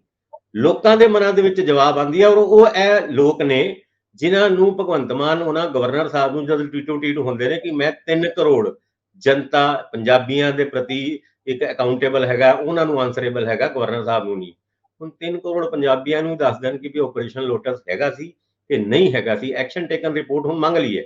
ਜੇ ਇਸ ਮੁੱਦੇ ਦੇ ਉੱਤੇ ਸਰਕਾਰ ਭੱਜਦੀ ਨਜ਼ਰ ਆਉਂਦੀ ਹੈ, ਸਰਕਾਰ ਉਸ ਨੂੰ ਅਵੋਇਡ ਕਰਦੀ ਨਜ਼ਰ ਆਉਂਦੀ ਹੈ ਕੱਲ 19-20 ਦੇ ਸੈਸ਼ਨ ਦੇ ਵਿੱਚ, ਤੇ ਸਰਕਾਰ ਦੀ ਕਿਰਕਰੀ ਤੇ ਹੋਏਗੀ। ਅਸਲ ਵਿੱਚ ਆਪਰੇਸ਼ਨ ਲੋਟਸ ਦੇ ਮਾਮਲੇ ਦੇ ਵਿੱਚ ਜਿੰਨੀ ਕੁ ਕੰਸੋ ਸਾਨੂੰ ਲੱਗੀ ਹੈ, ਪੁਲਿਸ ਨੇ ਕੁਝ ਨਹੀਂ ਕੀਤਾ। ਉਹ ਵੀ ਖਾਸ ਕਰਕੇ 10 ਐਮਐਲਏ, ਉਹ ਵੀ ਰੂਲਿੰਗ ਪਾਰਟੀ ਦੇ, ਉਹਨਾਂ ਦੀ ਕੰਪਲੇਂਟ ਦੇ ਉੱਤੇ। ਹੁਣ ਇਹ ਦੱਸੋ ਕਿ ਇਹਦੇ ਉੱਤੇ ਐਕਸ਼ਨ ਟੇਕਨ ਰਿਪੋਰਟ ਸਰਕਾਰ ਕੀ ਪੇਸ਼ ਕਰ ਸਕਦੀ ਹੈ? ਕਿ ਕੋਈ ਆਪਰੇਸ਼ਨ ਲੋਟਸ ਨਹੀਂ ਸੀ, ਉਹ ਕਾਲੇ ਕੋਟ ਵਾਲਾ ਫੜ ਲਿਆ, ਉਹ ਐਮਐਲਏ ਜਿਹੜੇ ਕੰਪਲੇਨੈਂਟ ਸੀਗੇ ਉਹ ਖੁੱਡੇ ਲਾਈਨ ਲਾਏ ਹੋਏ ਨੇ। ਯਾਨੀ ਏਦਾਂ ਦੀ ਸਥਿਤੀ ਦੇ ਵਿੱਚ ਇਹ ਮੌਕੇ ਤੇ ਝੋਕਾ ਬਾਜਵਾ ਸਾਹਿਬ ਦਾ ਸਰਕਾਰ ਨੂੰ ਕਾਰਨਰ ਤੇ ਲੈ ਕੇ ਜਾ ਸਕਦਾ ਹੈ। ਇੰਦਰਪ੍ਰੀਤ ਜੀ, ਸਵਾਲ ਤਾਂ ਵੱਡੇ ਨੇ। ਸਰਬਜੀਤ ਕੌਰ ਮਾਣੂਕੋ ਦੇ ਖਿਲਾਫ ਵੀ ਕੱਲ ਬਾਜਵਾ ਤੇ ਖਹਿਰਾ ਨੇ ਉਸ ਐਨਆਰਆਈ ਨੂੰ ਪੇਸ਼ ਵੀ ਕੀਤਾ ਪ੍ਰੈਸ ਕਾਨਫਰੰਸ ਦੇ ਵਿੱਚ, ਜਿਹੜੀ ਬਹੁਤ ਜਗ੍ਹਾ ਛਾਇਆ ਨਹੀਂ ਹੋਈ। ਤੇ ਇਹ ਵੀ ਉਹਨਾਂ ਨੇ ਮੰਗ ਕੀਤੀ ਕਿ ਇਹਦੇ ਖਿਲਾਫ ਸੀਬੀਆਈ ਜਾਂਚ ਕਰਾਓ। ਖਹਿਰਾ ਨੇ ਤਾਂ ਉਹਨਾਂ ਦੇ ਸਰਟੀਫਿਕੇਟਸ ਦੇ ਉੱਤੇ ਸਵਾਲ ਉਠਾਤੇ ਨੇ। ਹੁਣ ਇਹ ਰਾਜਨੀਤੀ, ਕਿਉਂਕਿ ਜਦੋਂ ਇੱਕ ਐਮਐਲਏ ਆ ਉਹ ਆਪਣੇ ਹਲਕੇ ਦਾ, ਉਸ ਜਿਹਨੂੰ ਆਪਾਂ ਸਲਤਨਤ ਵੀ ਕਹਿ ਸਕਦੇ ਆ, ਉਹਦਾ ਇੱਕ ਬਾਦਸ਼ਾਹ ਹੁੰਦਾ, ਬੇਤਾਜ ਬਾਦਸ਼ਾਹ, ਉਹਦੇ ਕਹੇ ਬਿਨਾਂ ਪੱਤਾ ਨਹੀਂ ਹਿਲਦਾ। ਸਾਰੇ ਪੰਜਾਬ ਦੇ ਲੋਕ ਜਾਣਦੇ ਆ ਕਿ ਐਮਐਲਏ ਉਸ ਏਰੀਏ ਦਾ ਸਰਦਾਰ ਹੁੰਦਾ ਹੈ। ਤੇ ਇਹੀ ਸਰਦਾਰੀ ਕੱਲ ਜਦੋਂ ਇੱਕ ਐਮਐਲਏ ਦੇ ਸਕਾਟ ਨਾਲ ਇੱਕ ਐਕਸੀਡੈਂਟ ਹੋ ਜਾਂਦਾ ਹੈ, ਹੁਣ ਉੱਥੋਂ ਨਿਕਲ ਵੀ ਜਾਂਦੇ ਨੇ ਉਹ ਸਾਰੀਆਂ ਗੱਲਾਂ। ਹਾਲਾਂਕਿ ਵਿਧਾਇਕ ਗੁਰਦਿੱਤ ਸਿੰਘ ਸੇਖੋਂ ਕਹਿ ਰਿਹਾ ਕਿ ਮੈਂ ਨਾਲ ਨਹੀਂ ਸੀ, ਪਿੱਛੇ ਸੀ, ਮੈਂ ਪੁਲਿਸ ਨੂੰ ਆਪ ਕਰਕੇ ਫੋਨ ਕਰਕੇ ਇਹਨਾਂ ਲੋਕਾਂ ਦੀ ਮਦਦ ਕਰਨ ਦੀ ਕੋਸ਼ਿਸ਼ ਕੀਤੀ। ਖੈਰ ਉਹ ਸਿਧਾਂਤਕ ਸਵਾਲ ਉਹ ਨਹੀਂਗਾ।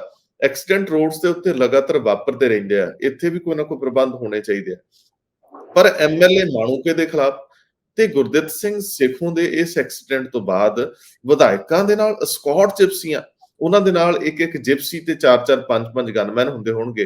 ਹੁਣ ਉਹ ਜਿਹੜੀ ਜਿਪਸੀ ਆ, ਪੁਲਿਸ ਦੀ ਜਿਪਸੀ ਆ, ਉਹਦਾ ਤੇਲ ਕੌਣ ਭਰ ਰਿਹਾ, ਉਹਦੇ ਖਰਚੇ ਕੌਣ ਕਰ ਰਿਹਾ? ਕੀ ਪੰਜਾਬ ਦੇ ਲੋਕਾਂ ਦੇ ਉੱਤੇ ਇਹ ਭਾਰ ਇਦਾਂ ਹੀ ਪੈਂਦੇ ਰਹਿਣਗੇ? ਇਹ ਤਾਂ ਬਹੁਤ ਹੀ ਇਨਕਲਾਬੀ ਲੋਕ ਸੀਗੇ। ਇਹ ਤਾਂ ਉਹਨਾਂ ਸਾਰੀਆਂ ਚੀਜ਼ਾਂ ਦੇ ਖਿਲਾਫ ਇਲੈਕਸ਼ਨ ਲੜ ਕੇ ਆਏ ਸੀ।